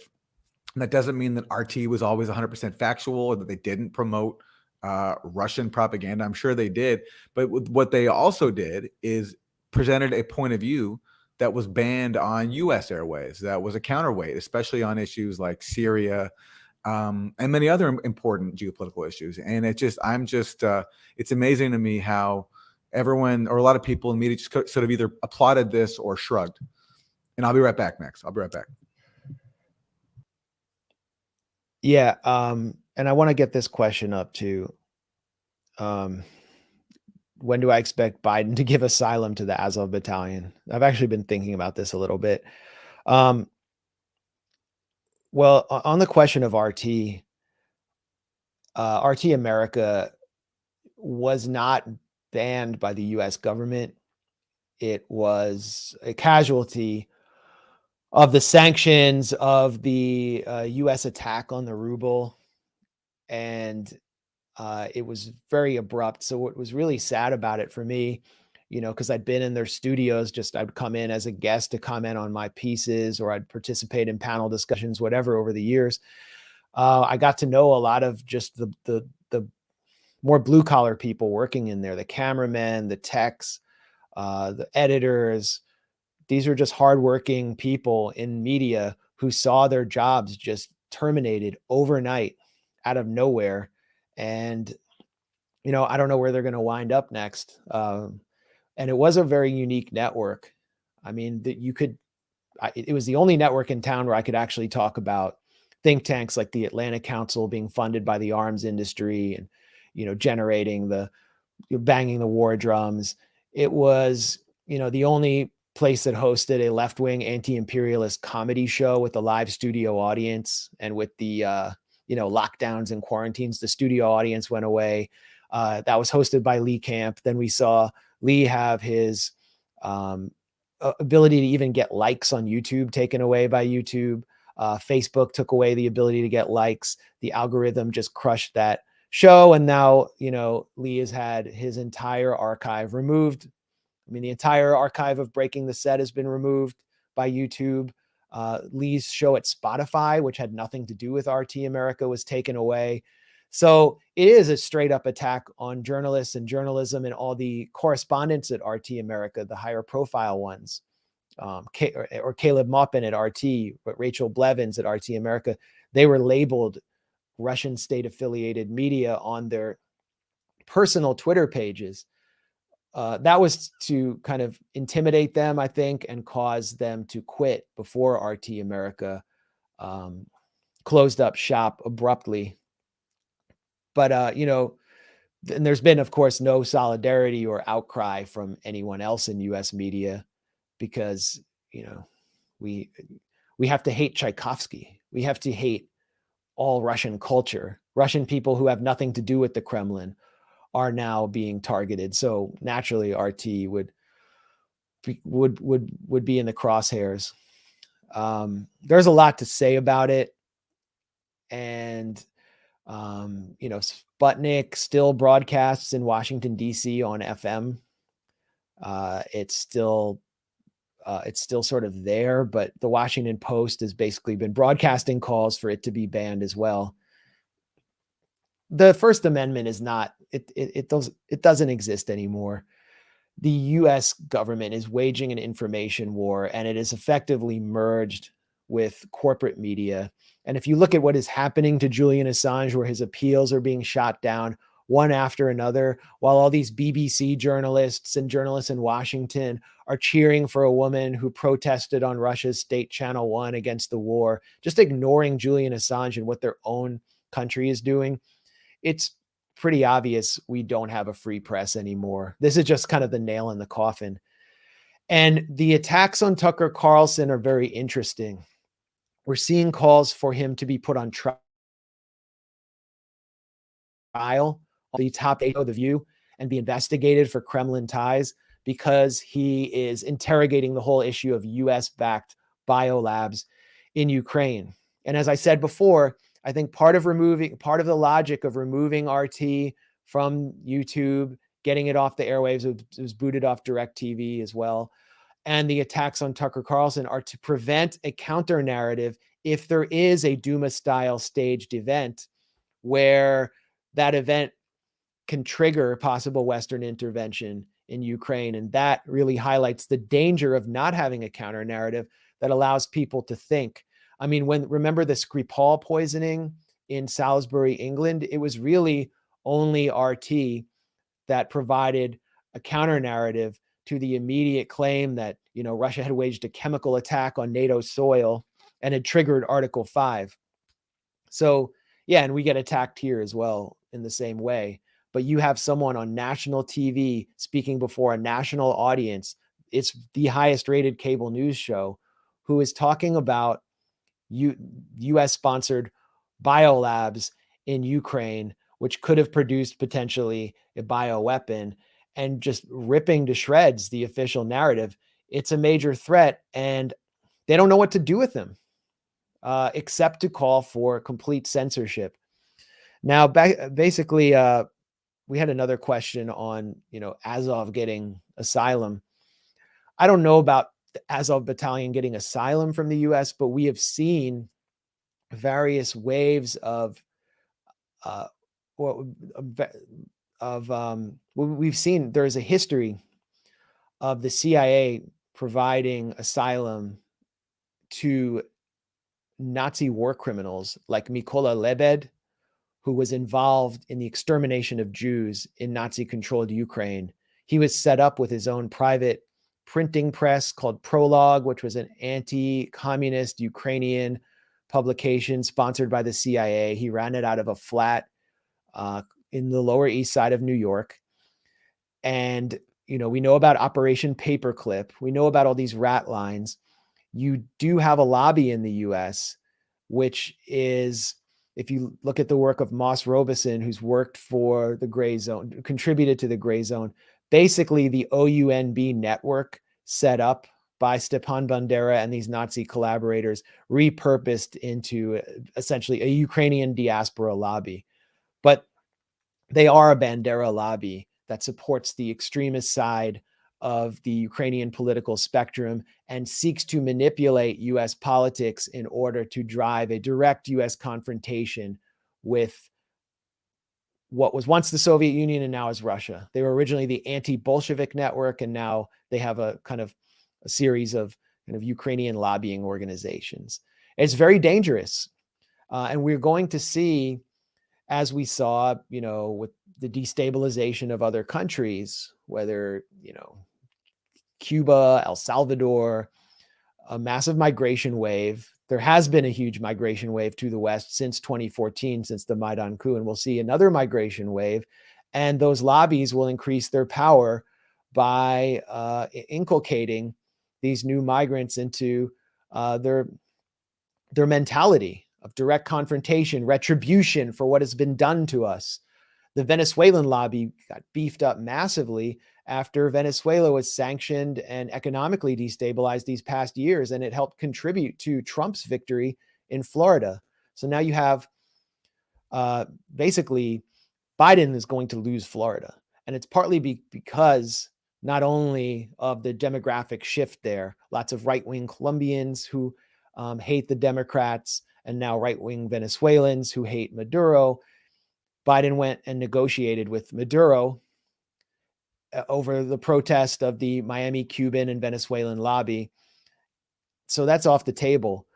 You have growing Ukrainian populations that are more politically mobilized than ever. I've seen them in Washington here. They have huge rallies like almost every weekend. In Ohio, in Minnesota, and across swing states, but especially Ohio, Minnesota, I believe Michigan. Actually, if you remember that fateful meeting where John McCain, and Lindsey Graham went to meet with an extremist Ukrainian paramilitary, the Idar battalion, or was it the Dnipro battalion? And Lindsey Graham called for, a war the following year. Amy Klobuchar was with them because she has a lot of Ukrainian Americans in her district. So that lobby is going to increase its power and increase its pressure. And the Democrats are trying to ride that lobby.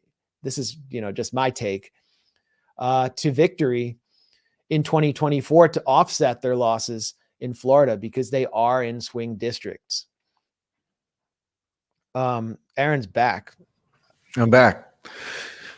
Max, Ryan Grimm just posted a question he asked Jen Psaki today, and it speaks to what we were talking about in terms of whether, even if Zelensky wanted to, whether he's empowered to negotiate peace. So I figured we'd watch that and react to it.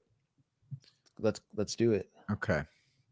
Let me just bring it up. Yeah, 2017 is the year of offense. That's what Lindsey Graham said in that. Oh, we can watch that clip too. That's a great clip. No, I want to put on drunk Pelosi, but okay, here we go. Here is Jen Psaki. You can see this, right? Yeah. Well, let me get that on there. Also requested that the U.S. be more involved in negotiations toward a peaceful resolution to the war. What is the U.S. doing to push those negotiations forward? Well, one of the steps we've taken, a significant one, is to be the largest provider of military and humanitarian and economic assistance in the world, to put them in a greater position of strength as they go into these negotiations. We also engage and talk to the Ukrainians on a daily basis.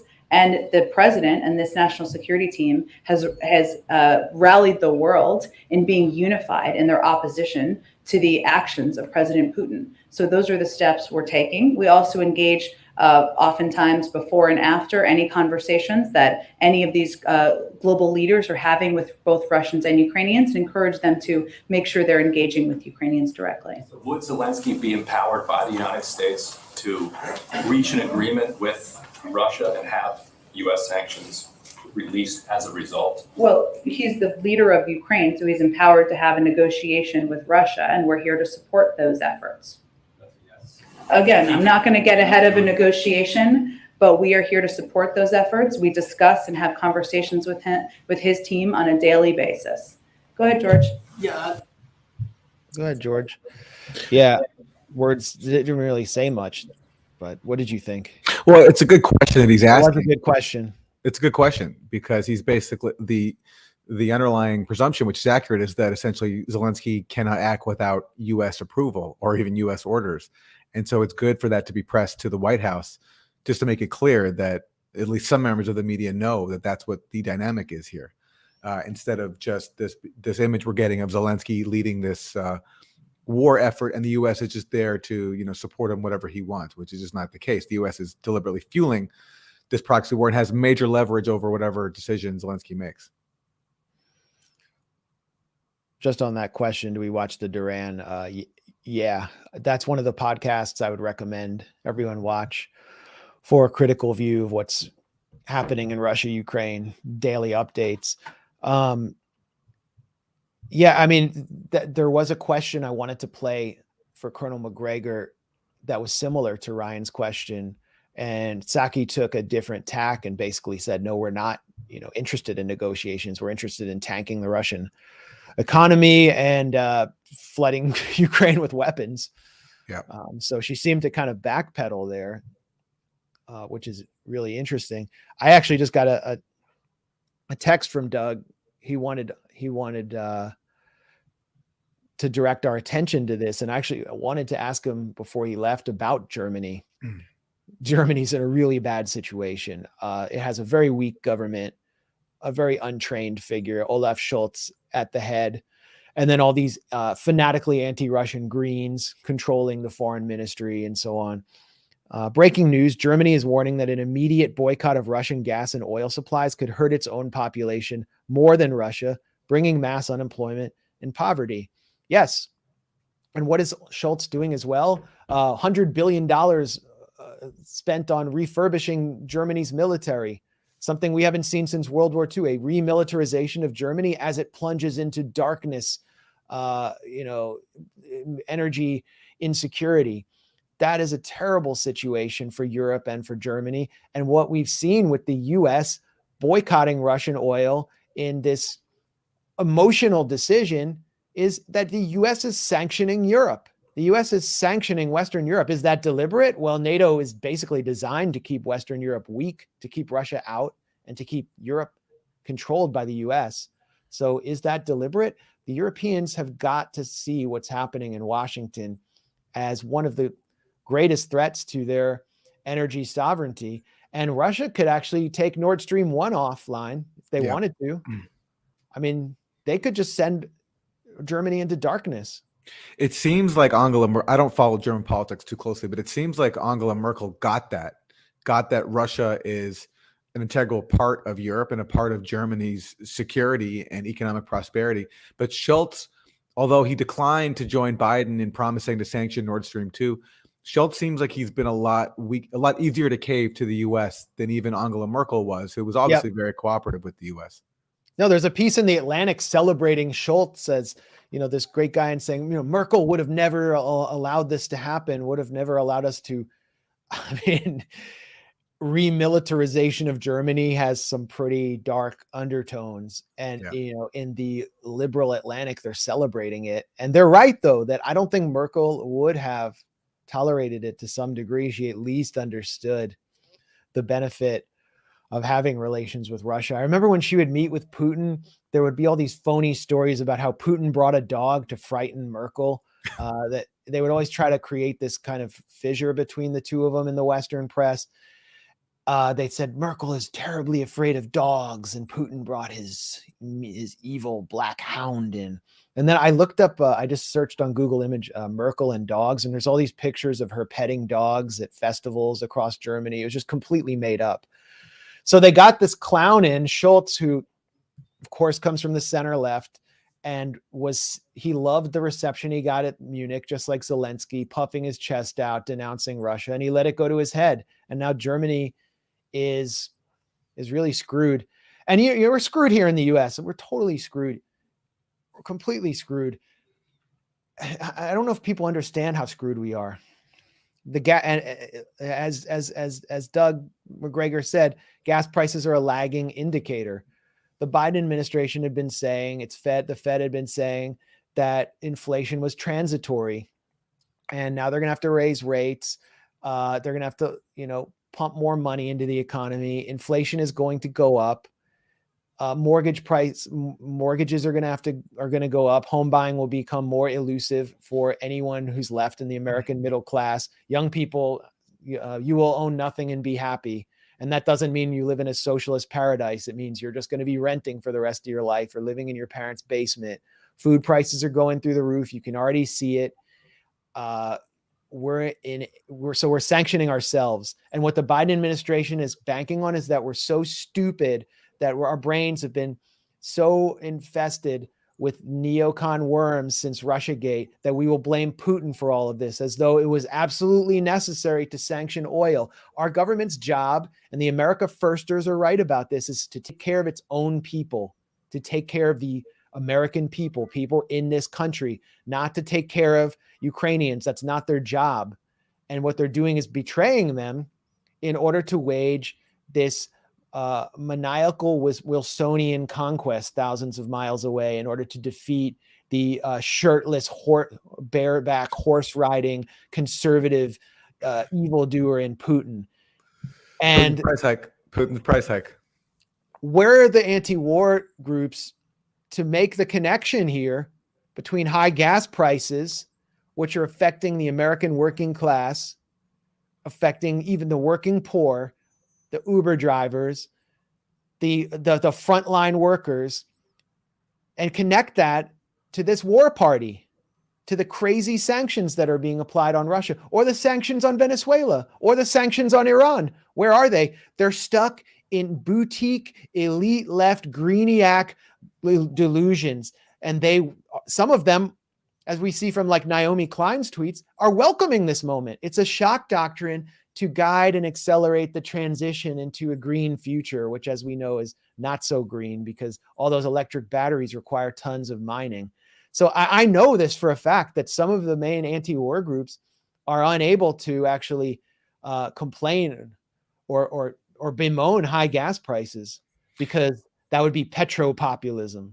Yeah, I saw Bill McKibben, who's a leading environmentalist, sort of push this line that instead of from him like hearing a declaration that we should not be encouraging World War III and should not be using Ukraine as cannon fodder, he instead was talking about what a great opportunity this is to reduce our reliance on fossil fuels. And sure, I mean, I support the general idea, but to see this moment as about that and not about stopping NATO expansion, stopping US hegemony, stopping using Ukraine for a suicidal proxy war against Russia that could literally lead to nuclear Armageddon, to me is just, I mean, myopic, doesn't do it justice.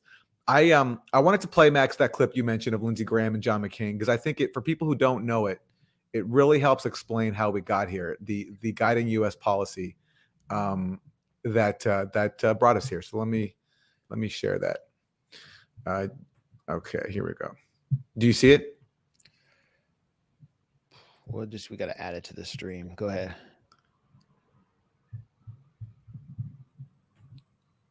Your fight is our fight. Ваша боротьба – це наша боротьба. 2017 will be the year of offense. Рік 2017 буде ріком нападу. All of us will go back to Washington and we will push the case against Russia. Ми всі повернемося до Вашингтону і ми будемо відстоювати санкції проти Росії. Enough of a Russian aggression. Досить вже російської агресії. It is time for them to pay a heavier price. Час вже, щоб вони заплатили важчу ціну. I believe you will win. I am convinced you will win, and we will do everything we can to provide you with what you need to win. Я вірю в те, що ви виграєте, переможете. Я переконаний в тому, що ви переможете, і ми вам допоможемо всіма можливими засобами. So that's it. I mean, that's the guiding U.S. policy. That's in late 2016.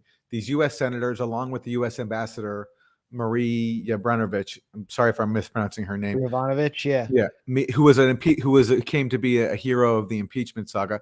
That's been the prevailing policy. Ukrainian. Yes. That's been the prevailing U.S. policy since late 2016 when they were there.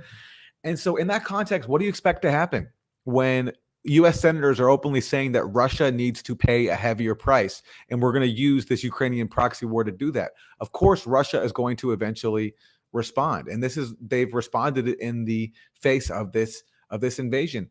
And it's just amazing how this policy of using Ukraine for that purpose, of somehow deeming it normal for U.S. senators to go over to Ukraine and announce to order them and tell them that Russia has to pay a heavier price, to pretend as if that wouldn't have consequences. I mean, imagine a Russian general going over to Canada where there's an insurgency against the U.S. Or a U.S.-backed government and saying we're going to help make the U.S. pay a heavier price. I mean, the U.S. would use nuclear weapons in that situation, or the U.S. would have invaded a long time ago. So the fact that this has been completely normalized speaks to how powerful Russiagate was, because Russiagate helped make this happen. Russiagate helped normalize a policy that sees countries like Ukraine as cannon fodder against Russia, and that, as you talked about, criminalizes any diplomacy with Russia that could avoid a catastrophic war like this. Yeah, I mean, Lindsey Graham, he's special in a sense because he's not known as a chicken hawk in Washington, even though he's one of the biggest warmongers. And it was him and McCain who were pushing every war and every proxy war. But, if you look into his military experience, I think he was a JAG lawyer. He was like an Air Force lawyer. He wasn't, I don't think he saw combat. And then McCain, he saw combat from thousands of feet up until he fell to the ground. And then he harbored this lifelong resentment against the enemy. So Lindsey Graham is also one of the top recipients of arms industry money. He has bureaucratic and financial incentive to keep pushing these wars. But I also think there's just this psychological delusion that has infested Washington collectively, but particularly among a certain set, or you could call them sect. And it's spelled out in the Wolfowitz Doctrine, which calls for unipolar dominance, this paper that Wolfowitz produced when he was in the Bush 1 Pentagon. And it's this notion that Russia, after the Cold War could be contained and had to be contained. And that means containment means denying it, number one, denying it a sphere of influence, which would mean its immediate periphery, but also to enter that sphere of influence and create what George Kennan called the pressure cooker effect, to start destabilizing Russia internally by military pressure on its frontiers, putting these dual-use missile systems, the Pershing missiles and so on that can reach Moscow, and then pushing a color revolution inside Russia. It hasn't worked. 2008 should have been the time when everyone saw that this wasn't going to work, when Georgia got crushed in South Ossetia, when Putin showed he was willing to use military force. He said he was going to do it a year before at the Munich Security Conference. He said, don't push me too far or I will push back. And no one listened. It just made them so upset. They're just so, it made them double down. 2008 was the same year that the US declared that Ukraine should be part of NATO. And I don't think most Ukrainians wanted to be a part of NATO at that point. So they did not. To push. No, there was a former NSC official on the National Security Council who wrote in 2011 that the biggest obstacle to Ukrainians' membership to NATO is Ukrainian public opinion itself. And that's why I think the coup happened in 2014, is because the US and the far right inside Ukraine were trying to accomplish what they could not get the Ukrainian public to go along with. So they had to change their government and force it through. And that's why the coup government immediately embraced NATO membership and did all the things that the Ukrainian population was very divided over. Of course, there is a sizable contingent inside Ukraine that wants to join NATO, that wanted to join the EU. But the country itself, when you consider everybody and not just those who align with US interests, was very, very divided. And that's why polls consistently showed deep division over things like NATO and the EU. And by the way, and this is according to the Washington Post at the time, when Yanukovych, the Ukrainian president, was overthrown with US help, at that time, according to an article in the Washington Post from that month, he was still the most popular political figure in the country, which is saying something because, of course, tens of thousands of people did come out to protest him over his corruption and over his decision not to sign the EU deal. But still, the U.S. that just underscores that U.S. policy has been predicated on ignoring a sizable contingent of Ukraine's population and refusing to let the country be neutral, forcing it to make a choice between the Western orbit and Russia, which is an insane policy in such a divided country. The answer in a divided country that's on Russia's borders is neutrality. And it's been the U.S. that's been leading the way to prevent that. And that's why Carl Gershman, how you say his name? The former head of, he declared in the fall of 2013, right before the Maidan, that Ukraine was, quote, the biggest prize.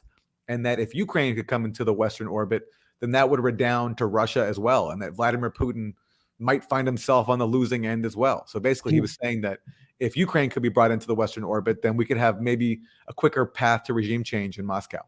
Yeah, this was the head of the National Endowment for Democracy publishing a call for regime change in the Washington Post, regime change in Moscow, not just Ukraine, which ultimately happened and set the stage for, as John Mearsheimer said, it put Ukraine on the primrose path to war. Yeah. Your point is really important. The U.S. supports Ukraine on the basis of its lack of democracy, it being undemocratic, by disenfranchising its ethnic Russian or Russian-speaking population. That is why the war raged in the Donbass. That is why people were massacred, Russian speakers, ethnic Russians in Odessa, at the trade union hall. That is why the U.S. openly supported and celebrated the banning of 3 opposition stations run by Viktor Medvedchuk, the leader of the ethnic Russian opposition party For Life. That is why the U.S. supported Medvedchuk's jailing and prosecution and essentially the banning of his party. The U.S. was openly cheering on Zelensky as he did that, because the U.S. did not want a democratic Ukraine, because we have to remember the Maidan so-called revolution of dignity was not supported by a majority of Ukrainians, and it was designed to overthrow a democratically elected albeit very corrupt president, Viktor Yanukovych. A plurality supported it, not a majority. And so the US wants a country that's very much like its own, an oligarchy, not a democracy, infested with NGOs and a kind of corrupt bureaucracy. Now we turn to the US. I got to run now, but I just think we're at a really pivotal point in the US where we're seeing opposition to this whole program from people like Doug Macgregor, who do kind of represent the political right. The America First coalition or contingent in Congress has been more outspoken about the US escalating in Congress than people like Ro Khanna, which is why when I saw Ro Khanna, I just happened to be on Capitol Hill, and I'm always prepared at times like this to do interviews. I saw him go into a cafe, and I said, you know, he needs to speak out against the US escalating, because he ran on that kind of platform. So I waited for him, and he came out, and I politely asked him some questions to that effect. He said to me something that I thought only right-wingers during the first Bush term would say: freedom isn't free. This is about freedom, and America's the best country in the world, and we got to send in the Stinger missiles.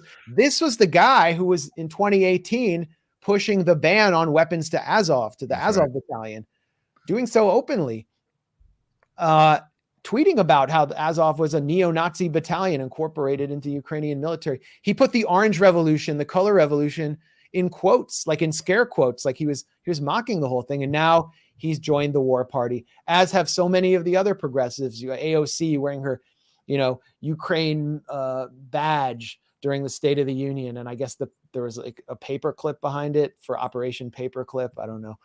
But, you know, Ilhan Omar has been sort of a very muted, and as one of the few critics. Her and Cori Bush are probably two of the only members of the squad who've put up any resistance to this. But then you have the whole America First coalition who are saying, and Tucker Carlson and all these figures who are saying this is not our fight. And they're being called the Putin wing of the GOP in Washington. They're frightened of them.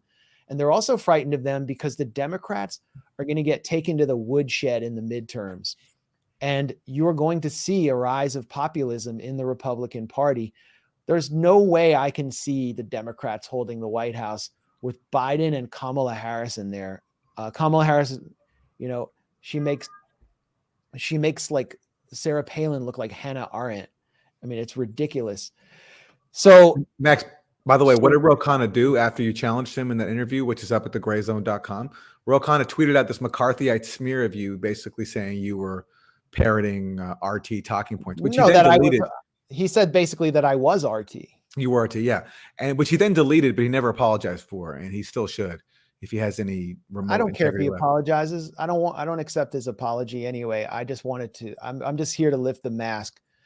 You know, there's been a mask mandate on progressives in Congress. They've been wearing a phony virtuous mask of being anti-war and anti-capitalist and all the stuff they say. And I'm against the progressive mask mandate. And that's what had to happen. And then you see like also phony Republicans like Maria Elvira Salazar getting exposed. She's always clamoring for war, and she didn't even know what a no-fly zone was. So I think we're seeing a real serious political transition in the US, and it's really because neoliberalism didn't work out for the real base of the Republican Party, that had always been duped by wedge issues like abortion and gay marriage and so on. They're still somewhat being duped, and you know, but you're seeing just anti-establishment rage. And I think that is one of the few things that will contribute to a kind of weakening of the liberal interventionist and neoconservative forces in Washington. At least it's going to set the stage for another confrontation like the kind we saw during the Trump era, when Trump effectively got rolled with the appointment of John Bolton. So his appointment of John Bolton, yeah. Which speaks to McGregor's point that, you know, where as he said today, and it's amazing to hear a former Trump senior official say this, that Trump was constantly undermined by the people he appointed. Yeah, because then Trump was just, she saw John Bolton on Fox and thought he was a good guy. And, you know, he defended Trump sometimes. And so Trump also said, like, I liked having him in negotiations with, you know, North Korea or any other country because there was the threat of World War III sitting across the room from them, which is just idiotic because Bolton's main war was against Trump and for rehabilitating his own image in Washington.